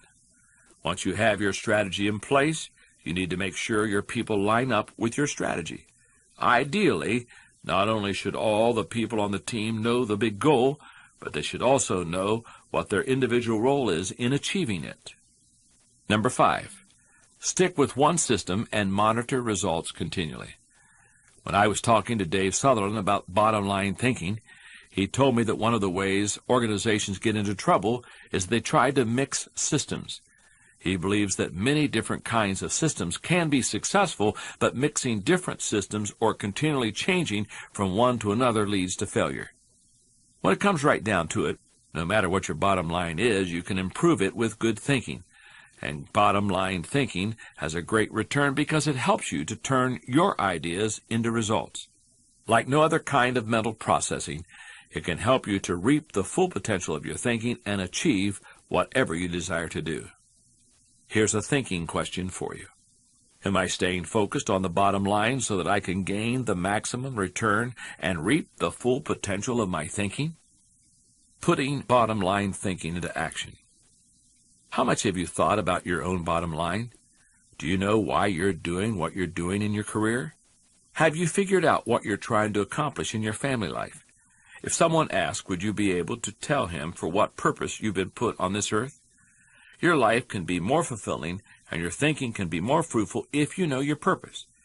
Give some thought to each of the following 6 areas to determine what your bottom line is for each. Career, marriage, parenting, recreation, service or ministry, and life purpose. Don't feel bad if you don't have perfect clarity on all of these issues. It takes most people years to figure it all out. This exercise is merely a starting point. Choose a major goal in your life or career that you strongly desire to achieve. Take time to write that goal down. Then, set aside a block of time this week to determine what the bottom line is for this goal. Remember to make sure that the bottom line is the point, not a substitute for another unstated goal or just a step toward it. Once you've figured out what the bottom line is, write it down also. Your next step is to develop a strategy for accomplishing the bottom line. What are the core elements required to achieve it? What are the major objectives? Break it down to the most fundamental parts. Now determine what kind of help will be required to achieve the goal. Can you do it alone? Will it require the aid of friends or colleagues? Will you need to start your own organization to do it? Is there an organization that already exists that you can join to accomplish it? Your next step will be to align the people with the strategy for achieving the bottom line. Then you will be ready to move forward. I hope you've enjoyed our journey together through the kinds of thinking that make people successful. And I hope you have learned more about yourself and how you think. Your thinking, more than anything else, shapes the way you live. It's really true that if you change your thinking, you can change your life. This has been a Time Warner Audiobooks production of Thinking for a Change. 11 Ways Highly Successful People Approach Life and Work. Written and read by John C. Maxwell. Executive producer, Maya Thomas. Produced and directed by Louis Milgram. Text abridged by Jessica Kay. Production supervised by Dennis Kale. Thinking for a Change is also available in hardcover from Warner Books.